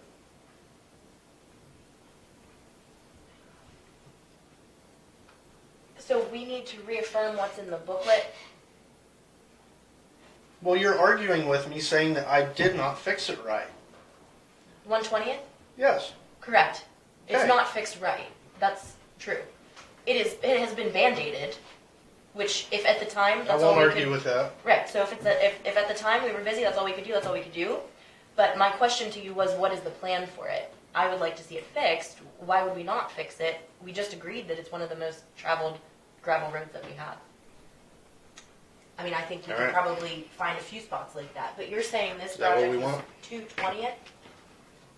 So how far We can go down? do it. I'm I fine wanna with know it. how much it's gonna cost before we How try. far down? How far down on 220th is the Rocky Hill Road? Oh, it goes, well, Rocky Hill Road's it from goes like 18 right- Highway goes to right Elk here, Drive. 220th, which is, where are we, right here? Yeah, that's 220. Yeah, right here. Should be Oh, between Fox right, and Grand. right here. Mitchell Miller's is about here on, let's see, where's, Between Iron. Fox and I'm Grand. on Iron, so I live, so it would be, South. right in here. Grain. Yeah, between Grain and Hawk is, Mitchell Miller's right there. So that's where the project was, between Grain and Hawk on 220th? Yeah, I think so. Let me make sure I'm right here. Well, I live in Iron. I thought it was between Fox and Green. Fox and Grain, okay. Okay. So that's the only Yeah, road Fox. base that's been, Right there, this would be about right with that one. Mitchell Miller's right there. We've tried several Okay. things around the Yeah. It'll be county. right in here. We punched in some red rock. There. But also, Punched in Rocky Hill's asphalt. been We've done had a problem Quartzsite. for a long time. This is called Rocky Hill Road. okay, 220. It's a major route too, major one too, out okay, here along with Iron. okay. And over here by where Dayton Water lives too, it's just, there's areas in there that, it gets a lot of travel. Yeah, And this has had issues for a long time because a lot of travel. And there's some low areas. so you're saying for the last several years, that's the only road base work that's been done? With that new heavy rock, right, Michael? Yeah, I can't say that we've ever put 4 to 6 inch rock on any of our roads. You've tried it there, and now maybe over time has that stabilized and gotten better? Over at Mitch's? Yeah. It's been a while since I've been across it, but Well, see, that it takes time for that to settle in. Well, it also- You can't put it down there and a week later think it's gonna be a perfect road. No, but You it know. also has to be packed. Right, well. yeah, packed down. I mean, and what then- did they use to pack And when it it dries up and hardens, and then it we kind wheel packed it. Wheel packed it, so you Yes. just drove over top of it? Yes. so it takes I time.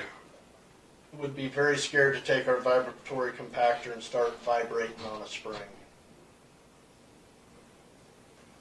Do you think it'll collapse down or what? It's just it'll eat every bit of rock you can put to it. Yeah, It's just gonna bring mud and water to the surface.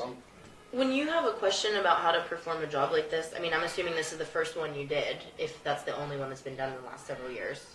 This road-based job between Grain and Fox on 220. Who do you call for advice on procedural tactics?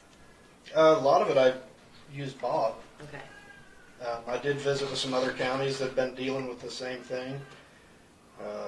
like this spring stuff, that's probably difficult to deal with. Huh? Like a It's something that's not common. Not, you not know? it doesn't happen that often, you know, unless you have a wet year. In the springtime it happens. The springs close up then in summer. That happens every year a little bit.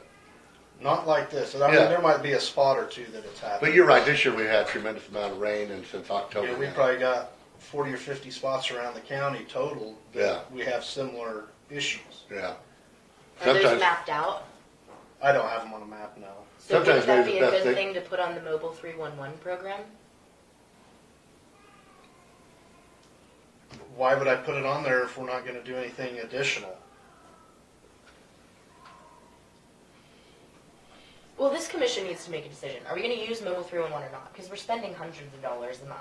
It is a program that any person who is familiar with even having a smartphone can log into and at least see what areas need done, what, you know, it helps perform the duty of logistics. And it seems to me that What is it, just a computer they carry with them like a grader? they have an iPad. And they go say, we're here at Hawk and 220th and tablet. here's a bad hole in the side, they can program that in, just like a smartphone.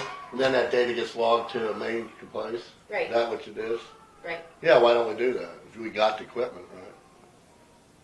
You said it's not an iPad brand, it's a tablet. But it's some type of Yeah, tablet, yes, electronic yeah, device. I said the wrong thing. Yeah. Well, we should do it. That gives us a database so we know what we got going on. I don't know why we wouldn't do it. Now, I'm not saying the grader guy should stop every 100 yards and say, No. we've got a rock here and go another, you know, but if you see a major issue, yeah, why not? Right.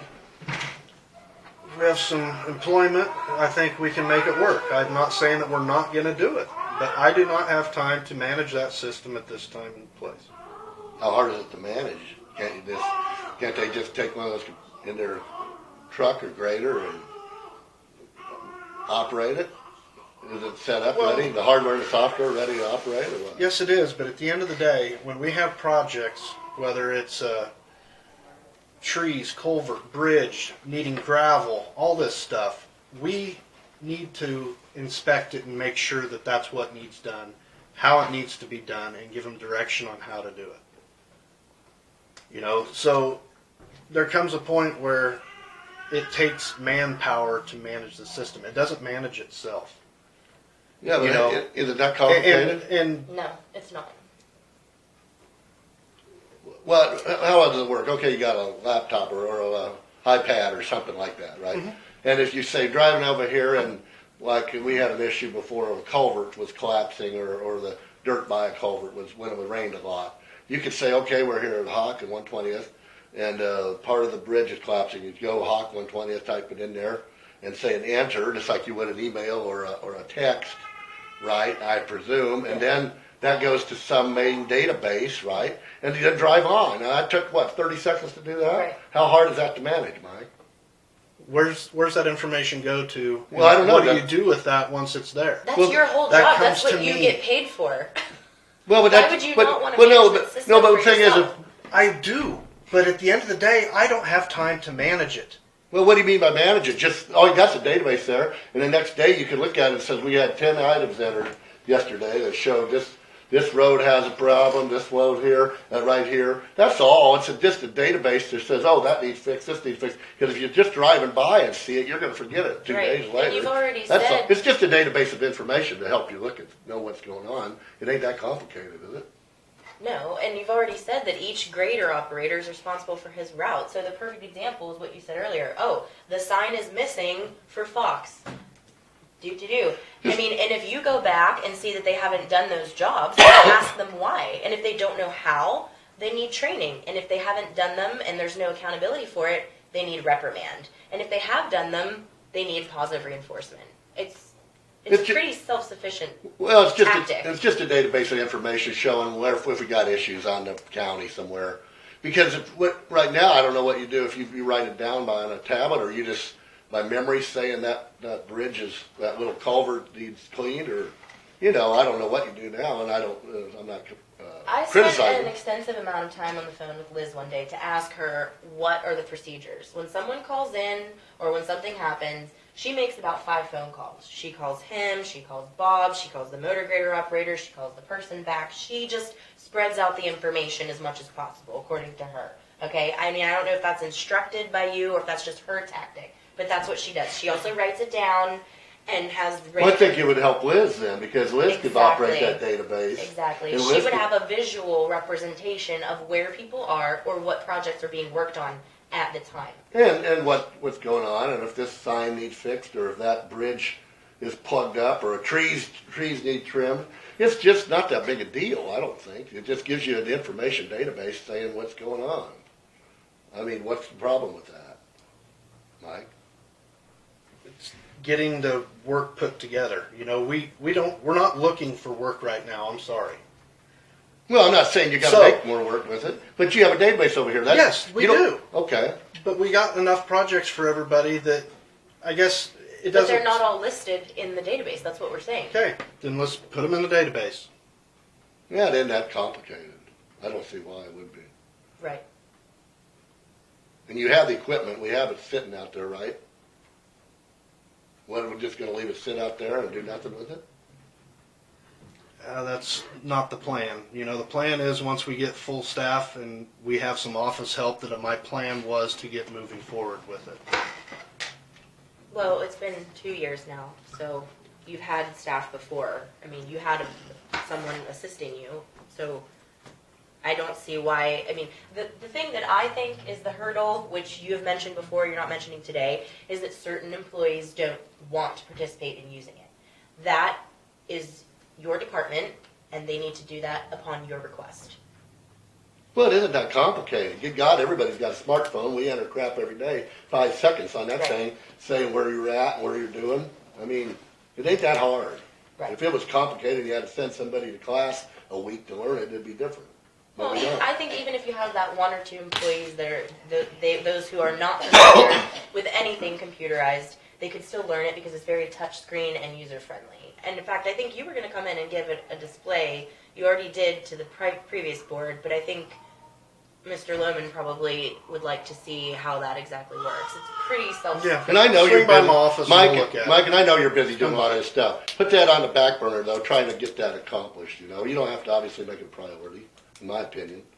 But we need to get a push, you know, eventually use this stuff. I think it would help you, Mike. I don't know why you would be against it.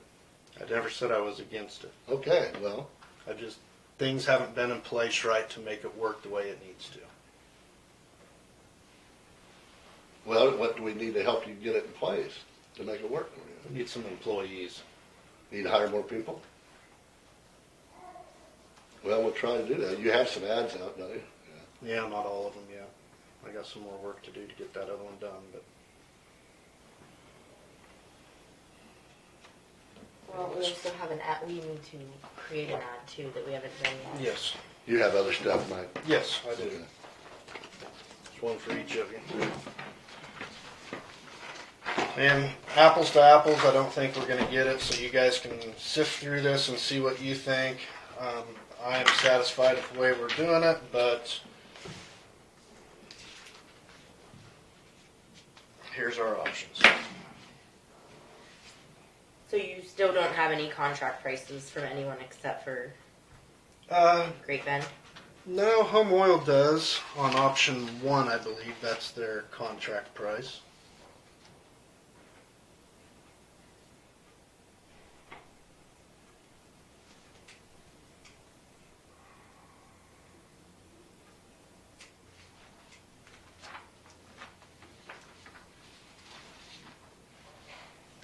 And a bobtail and a It just tank said all wagon prices are same subject to change due to daily market changes. So, thing. Where, this which one are doesn't- you looking at? well, I guess, are you saying that's only for option 2? The 4 cents per plus rack price. I believe option 1 is the contract, yes. Okay, so DNS did not give you a contract price. No. But I know that they do contract because several Earlier people in the have year told me he that. did. But he, So he's saying he won't do it for this quarter or whatever, however this long year, you. correct.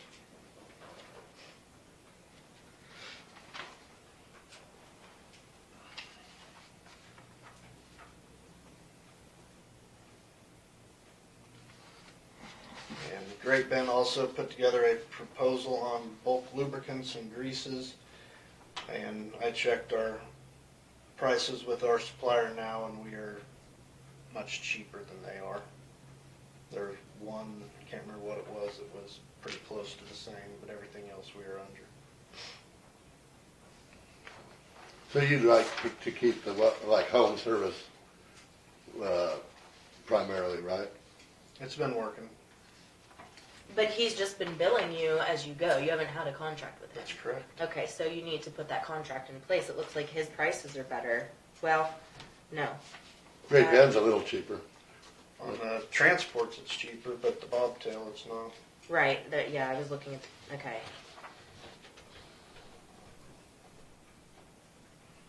So, transports. And nobody are- can do gasoline. No, yeah, I was told that. Okay, diet number 2. Okay, so we've got 219 under Great Bend and 226 under Home Oil. And then clear number 2. Clear won't come into play. That's just wintertime fuel. Well, this says through the end of the year though. You So use dye, yeah, would but you he start uses- buying that at the end of the year? Oh, wait a minute, not clear. Number 1, if they put number 1 on there. Yeah, I My know. bad. They're Clear just diesel, number 2. yes. Clear diesel, you yes. use dyed diesel a lot, Yeah, all of our equipment uses it. just like farmers do. It's like non-taxed, and you can do that in the county, But not for our trucks. Our not for trucks, pickup, not for anything that The runs on gravel highways, trucks. but That's on correct.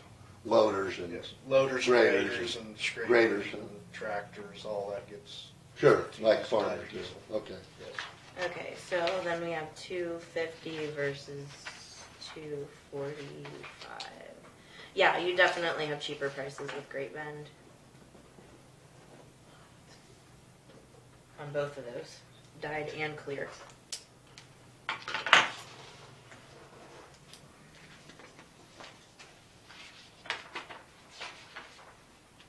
And this is good through, end of the year, I guess that would be December 31st. But I assume you'd quit buying. On the number 2 diesel price, yes. Mm-hmm. But come along about September, that's why most people You'll change the price. transfer, yeah. We start blending our fuels. September, October area. Yeah, Great Bend, if they deliver anywhere, huh, for that price?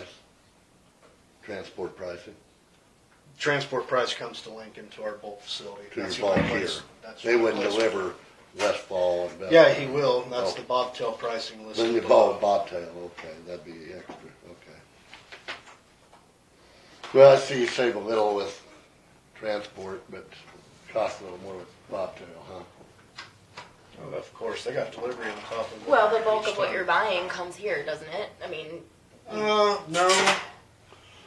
I guess when you look at all 3 grades of fuel, because we get clear, dyed, and unleaded here in Lincoln, yes, but for the amount of dyed fuel we use, you know, but am I understanding that this price under bobtail is just if you ask them to come out to the specific tank? If they're every going to 2 do weeks. But if they're going to do a transport, they can bring the big truck. Yes. But they're giving you a different pricing if you only want one smaller tank done, is what I'm seeing in this. Bobtail's like delivered to Westfall or Vesper or Yes. Sylvan. Every 2 weeks. Transport would be like the Lincoln big top tanks, right? Yes. But if they're doing them all at once, isn't that still a transport? No.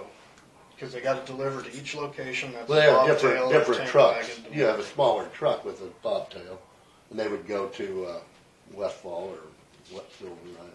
Yeah. Okay, The so big transport's that big semi with a long trailer, you know. They're set up So- to drop in a tank that they can dump it all. They're not going to do Right. How farm many delivery. gallons can we hold out here? 12,000 12,000? of each fuel. Do that gas and diesel? okay, so Gas, I'm diesel, still and confused clear. because under home oil, it's still called a transport load. And he does have transport loads. There's 2 prices underneath the contract. One is for a transport load, and one is for the tank wagon or bobtails. Okay, he didn't put that on a different line. That's strange. Okay, he just kept going. So it's $235 to the outlying Yeah, to the Westfall. versus $241 for. So he's 5-6 cents cheaper than Great Bend on the outlying shops, Yeah. but he's more. But home oil's more than Great Bend on the transport. So you have no idea for like any given month how much we're buying for the transport load versus the outlying smaller. It varies year to year and month to month based on weather and everything, but last year we did it during the contract period, which I'd like to see the whole year, but About 50-50? looks like we did about 4,500 gallons in the outlying shops. For how, in what time period? April 1st through October 1st. Okay. And then on transports, well, that's actually not a correct what I told you, because this is only 1 month on here for the 4438. I thought that sounded light. That's I'm still, gonna have to pull some different numbers. These do not look right. is that what you sent to Great Bend? No.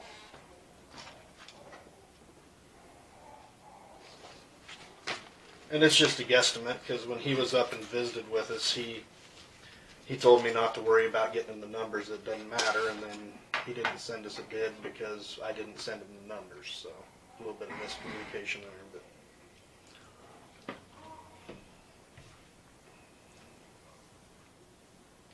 So what, I mean, how much are you buying at a time for the transport loads? Transport loads are about 7,500 to 8,000 gallons, depends on if it's gas or diesel or whatever it is, at a time. Okay, so that means every time we can save $560 by contracting through Great Bend. And how often That's- are we filling that? You gotta assume what the rack price that day is. This You're- is a contract, this isn't rack I price. understand that, So- but if you are doing rack We have price, contracts to compare, Michael. He said his contract is $226. If you- Great Bend's is $219. yes, Alexis, please let me finish. Now, we can sign a contract, and yes, the Great Bend proposal is cheaper on the transport, cheaper than DNS. So I'm asking. But that does not mean if I order that load of that transport load of diesel fuel, that's our best deal today. Because the rack price could be 20 cents cheaper than what that contract price is.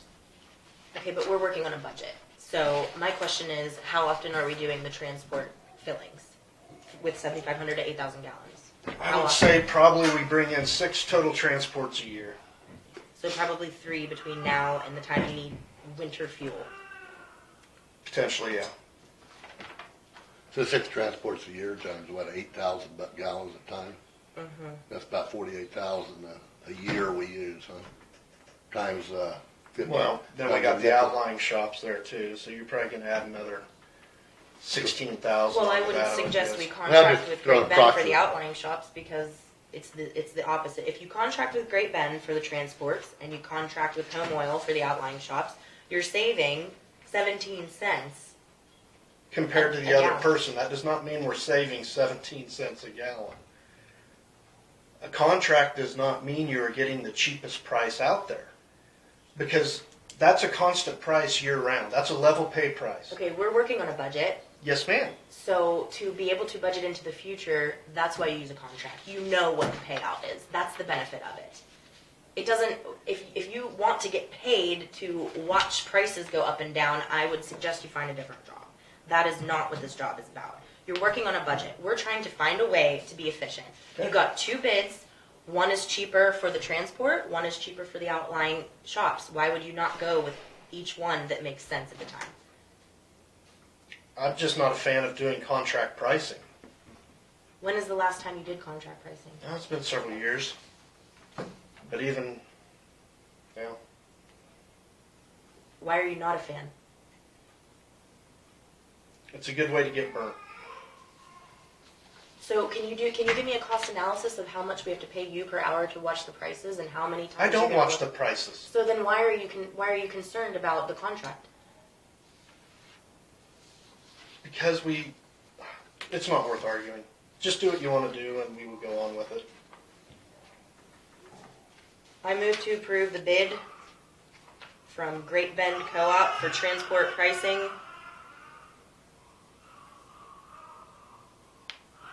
For everything? No, for the transport pricing. Not for the bobtail? Correct. The other one, For that be number 2 dyed and clear diesel both? yes, it's cheaper on both. I'll second. Is there any further discussion? Well, it appears to me that we're going outside the county to do business, to save a little money, it appears, maybe. And I'm with Michael. We're locked ourselves into that price. We don't know whether that price is going up or whether it's going down. My experiences with contracts are that it's usually better to pay as you go, that you get along better. And I certainly will not vote to go out of the county to do business. We don't have a provider in this county. I believe Mr. Lovin lives within the county. That's not purchasing from in the county, which I you believe said. if it's his business, his money will come into this county. Well, I'd like to see you kind of put that on paper, but I don't think you can. I'm going to call for a vote. All those in favor vote aye. Aye. Aye. Any opposed? Aye. 1 opposed, motion carries. I move to approve the contract with Home Service and Convenience Store Incorporated for what he is calling tank wagon delivery. And it's dated April 1st through September 30th. Is that the bobtail? Yes. Yeah, one company calls it bobtail, the other one calls it tank wagon. And greases and stuff, are we gonna do anything with that? He said his current supplier is the cheapest. All right. So you got a motion to go with home oil Yes. or home service? For his tank wagon price at $2.35, which is 10 cents cheaper, I believe. Well, 5-6 cents cheaper. Where's that price? It's $2.41 versus $2.35. He just made a run-on sentence here, or like Oh, right so there. it's actually underneath. Okay. Okay. $2.35 is what it comes out to.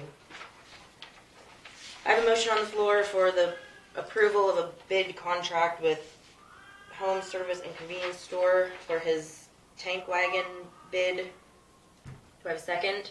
No second. It's been moved and seconded. Is there any further discussion? I'll be voting no because of a contract I don't believe in. Okay. All those in favor vote aye. Aye. And none opposed. Aye, Or, I'm sorry. opposed. I'm sorry.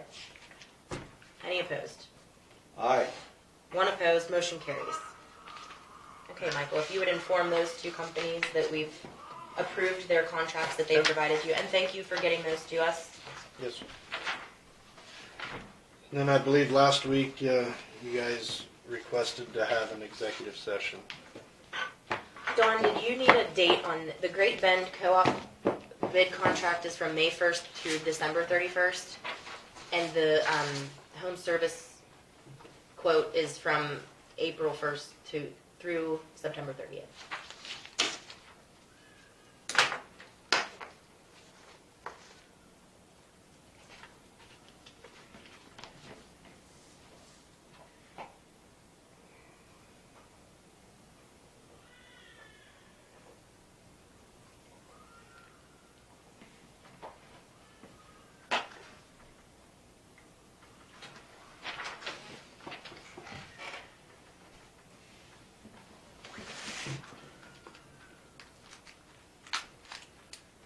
Did you want your executive session? You guys actually requested it. I thought you want to talk about a raise, is that what you Yes. want? Is that what you want? Yes, we need to have an executive session for that. Got your sheet, Randy?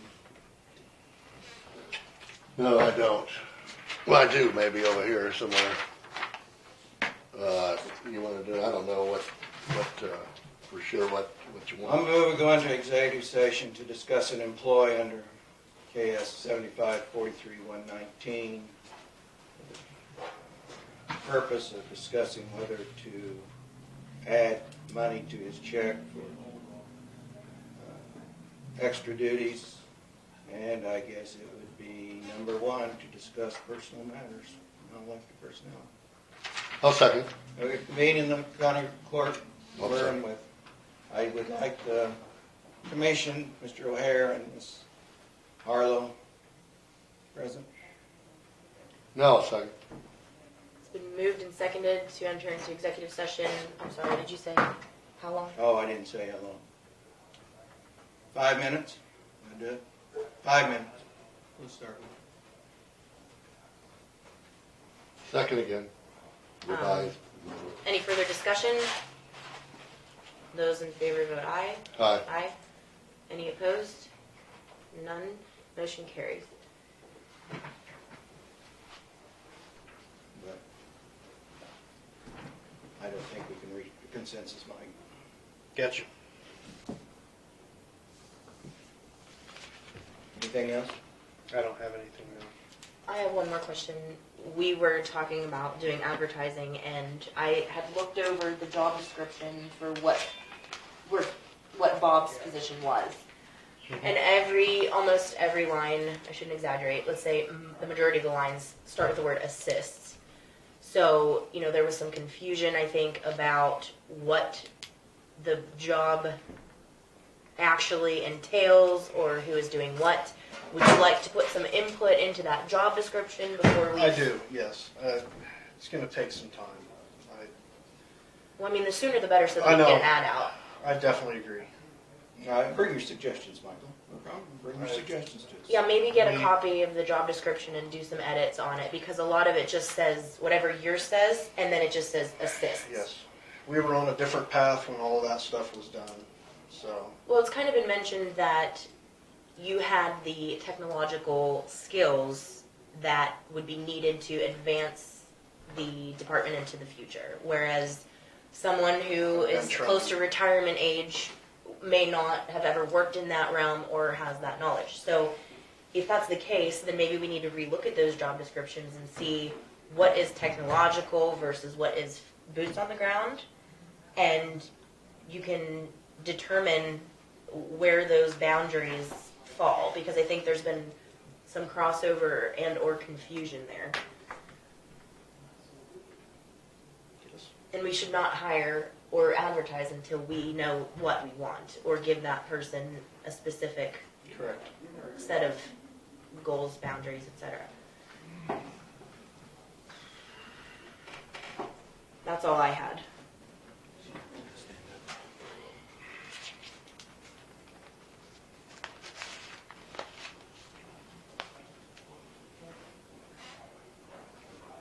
We got Rhonda.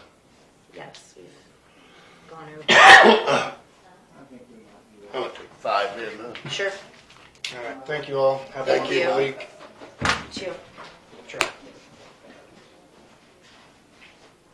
You want me to get you a copy of those bids put in? I didn't bring you a copy. Yeah, if you didn't. Actually, no. I can't. scribbled on mine, but I gave you mine. Do you want I to circled change? mine, but I'll just print them off and I'll have them put on your desk. And I circled what not one. Okay. Does that work? You're welcome. I forgot to punch the other two payrolls. Do you want your payroll punched? Do you keep it in the notebook? Oh, no, I have it in a folder. Actually, I would really like to move down to that other office so that I can start filing that way. And I have some paint. I was going to ask them if I could just donate the paint. And Yeah, I need to get, didn't want to get tabletop. Just oh, haven't figured out how to do that. yes, so how do we want to coordinate that? Is it ready and there to be picked up? It's ready, it's in.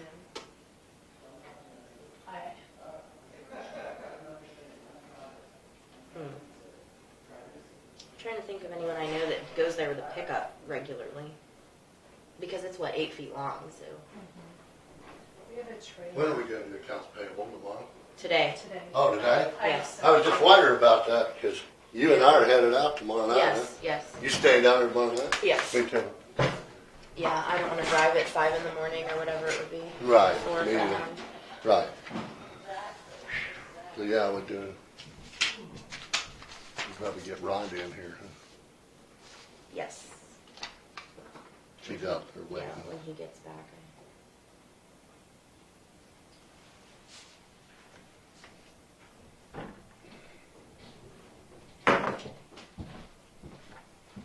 They're offside. Oh, yeah. She's not having a good day. I was petting her face, and she was sucking her thumb and smiling at me. But wouldn't go to sleep. I'm not. But I don't think she blinked once. Yeah. Stubborn. Okay. Rhonda, Yeah. we're ready. I'm sorry.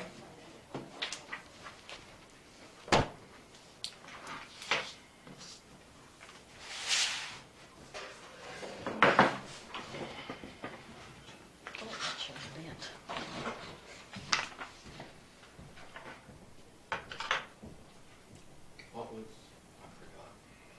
Oh, just the update and then this other. One of the updates I was going to tell you, we are done with hearings and we only had 4 people come in for a hearing. So we've had a real good year on hearing and everything. The other thing is the Truitt's contract is going to be up here in the next month. And so I've got a copy of it, of the contract for you guys to look at. So see what you need to do with it and stuff, but yeah. So is there some sort of appraisal group that you can pull from to get bids? Is there a... Okay, to do, excuse me, I'm sorry.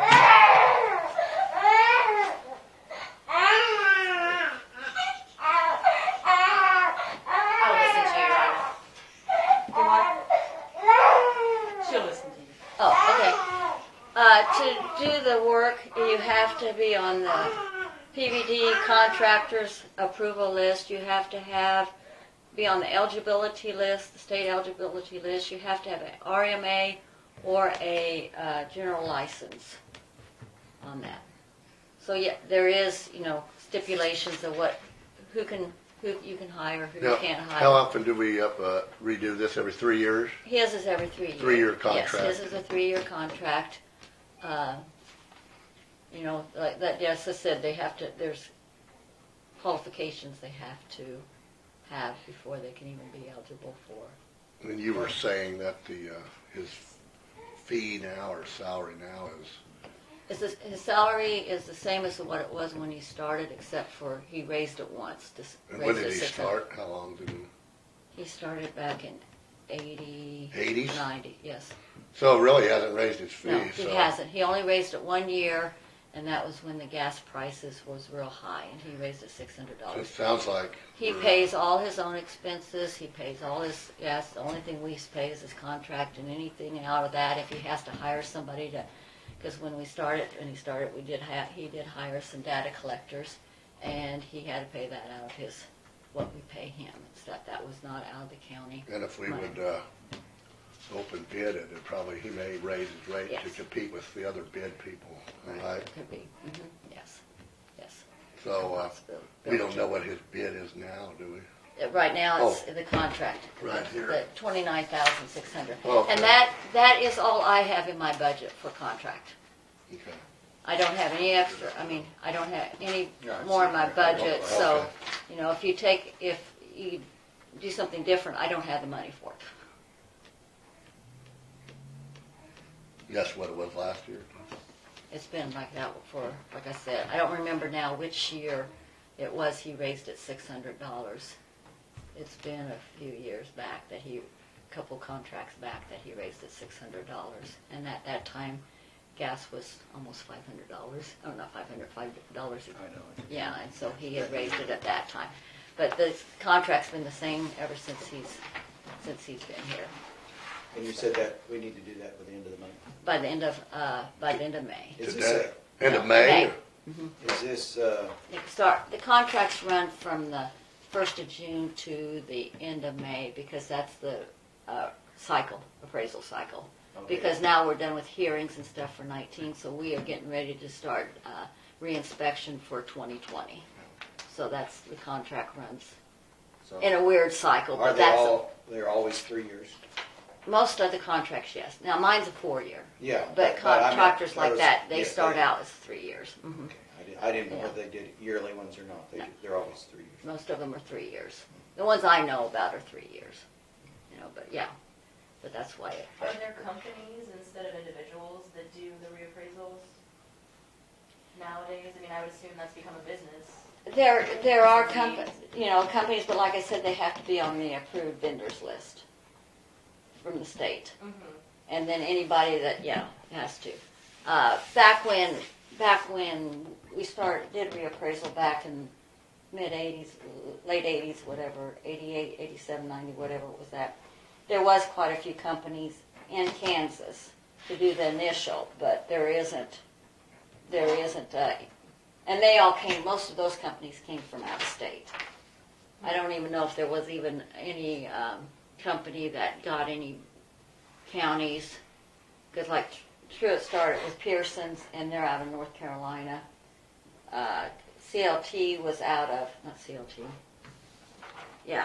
they were out of Missouri or someplace. Most of the companies that came, and then there's a few like Truett stayed. Now, does that come with office hours or just No. the contracted duties? His contracted duties. Okay. Yeah. He's here 2 days a week. Mm-hmm. And most of the time it's Tuesdays and Fridays, depending on his schedule. Sometimes. What are his other counties? Do what? What are his other counties? He's in Ottawa County and Rice County. Rice County is just there 1 day a week. Ottawa and Rice. Yeah. Mm-hmm. Yeah. So. that's where we stand on that. Thank you. Okay. We're under 5,000. Do you have any idea how big Rice and Ottawa are? How many parcel counties there are? Ottawa is 6. 6,000. Yeah. Rice, I do not know. But I know Ottawa's a little bit bigger than us, but that's 6,000. Right, they have planning and zoning. Rice County. I don't think. And We are, thanks for Obviously, saying that. because bigger. Yeah, Rice is. Saying that. We are about one of the only few counties in the state that still do a physical final review. Meaning, we actually go look at the properties.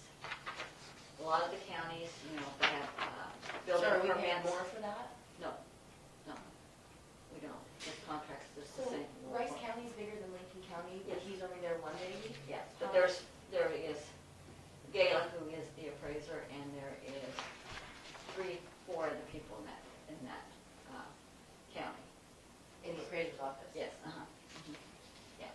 So they do part of his job and he does some of the parts of the, reappraisal? right, But someone else But else then do there's- reappraisal? but then there's Gayla in there, and I think there's 3 others in there that do work and stuff too.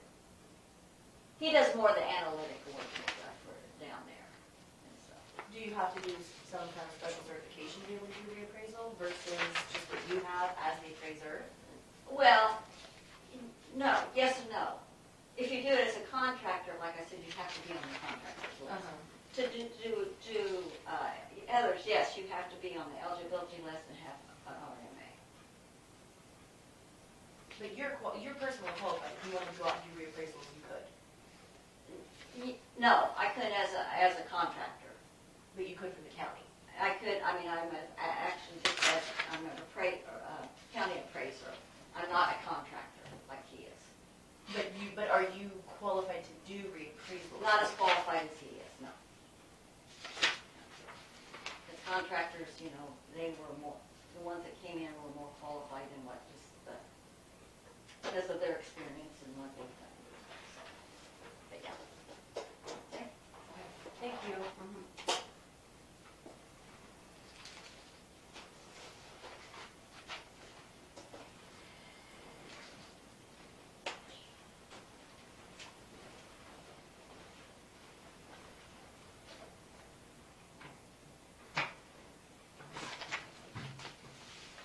One thing about it is he hasn't raised his rates since the 80s, so if we would look for different bids, they'd probably be higher, and then he could raise his rate to comply up with the higher ones of the other ones.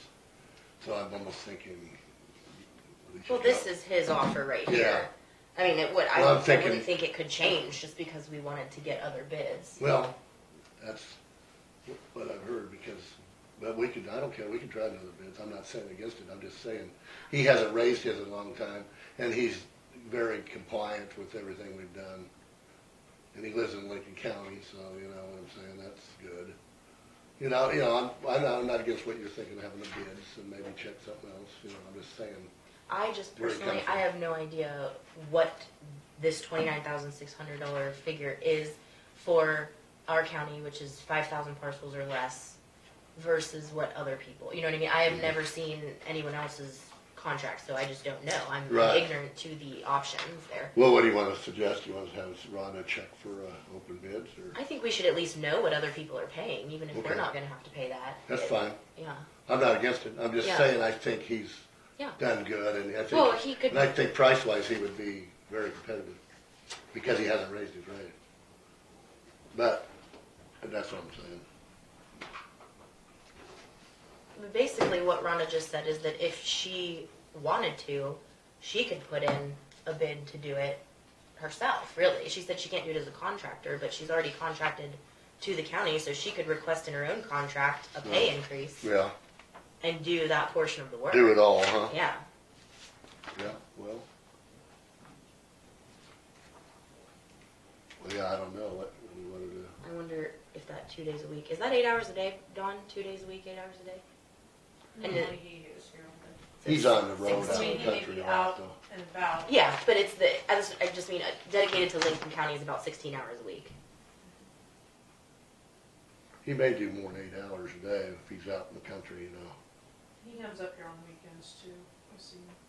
He doesn't record time, does he, Don? No. Because we pay him by the contract. Right. Yeah. He has to work whatever it takes to do the job. Right. So, And I will say, when Rhonda and Terry have both been gone, he's normally really good about coming in and working. Filling in for them.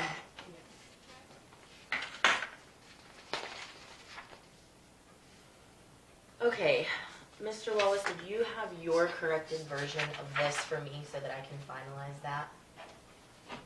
I have some correction, or had some 'Cause I can- suggestions, I guess. Do that, and I we had an interview last week. Should we discuss what we think of that individual? think the first thing we need to do is go back to the offer that we put on the table for HR. For And- HR, for, yeah, Yeah, I okay. think we should go back to that first because we need to. We Yeah, told that person that we would get back to them once we could reconvene in session, which is today. I agree. We need to move on, because I'm about to my limit. You gotta leave. Getting close to it. Nervous wreck.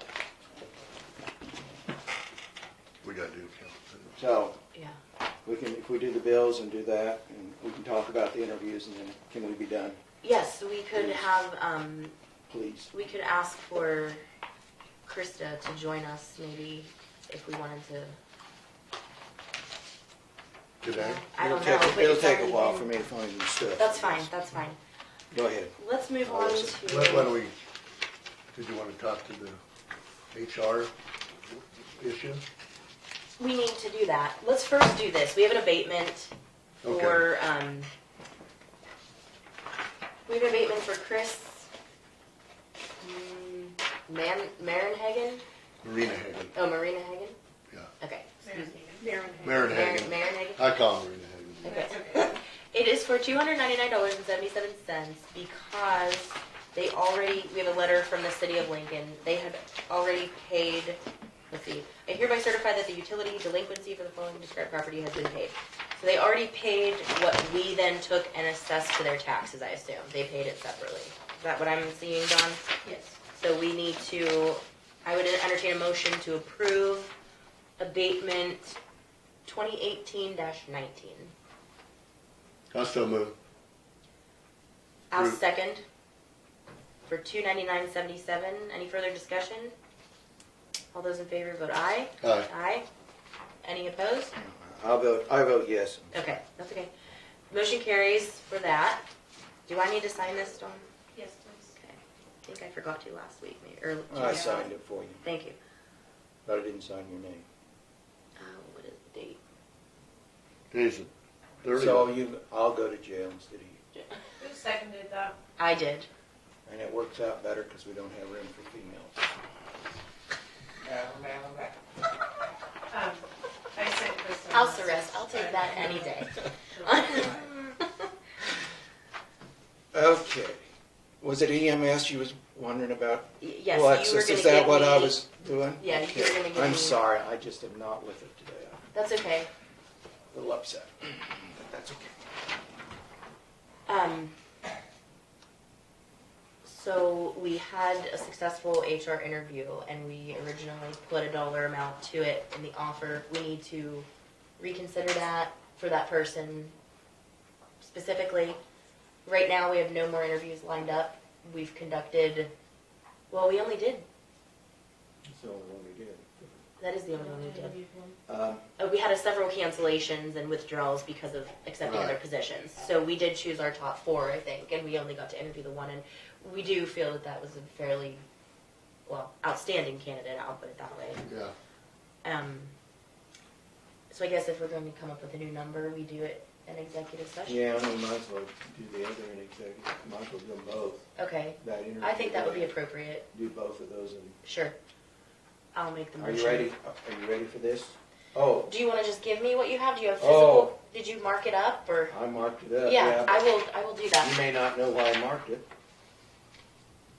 Were you an English teacher? No. Far from it.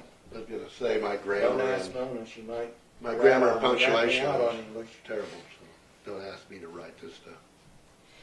You had a question about assuming duties to be part of the ambulance crew. I think that's because I had changed that because one said full-time taking two 24-hour shifts. The other one said taking one 24-hour shift. What did I say? No, you just had a question mark. Oh, Because oh. we haven't determined yet, if we're going to make that a Yeah, full-time yeah. position, do they come in Monday through Friday? Do they come in 3 days and then do a shift?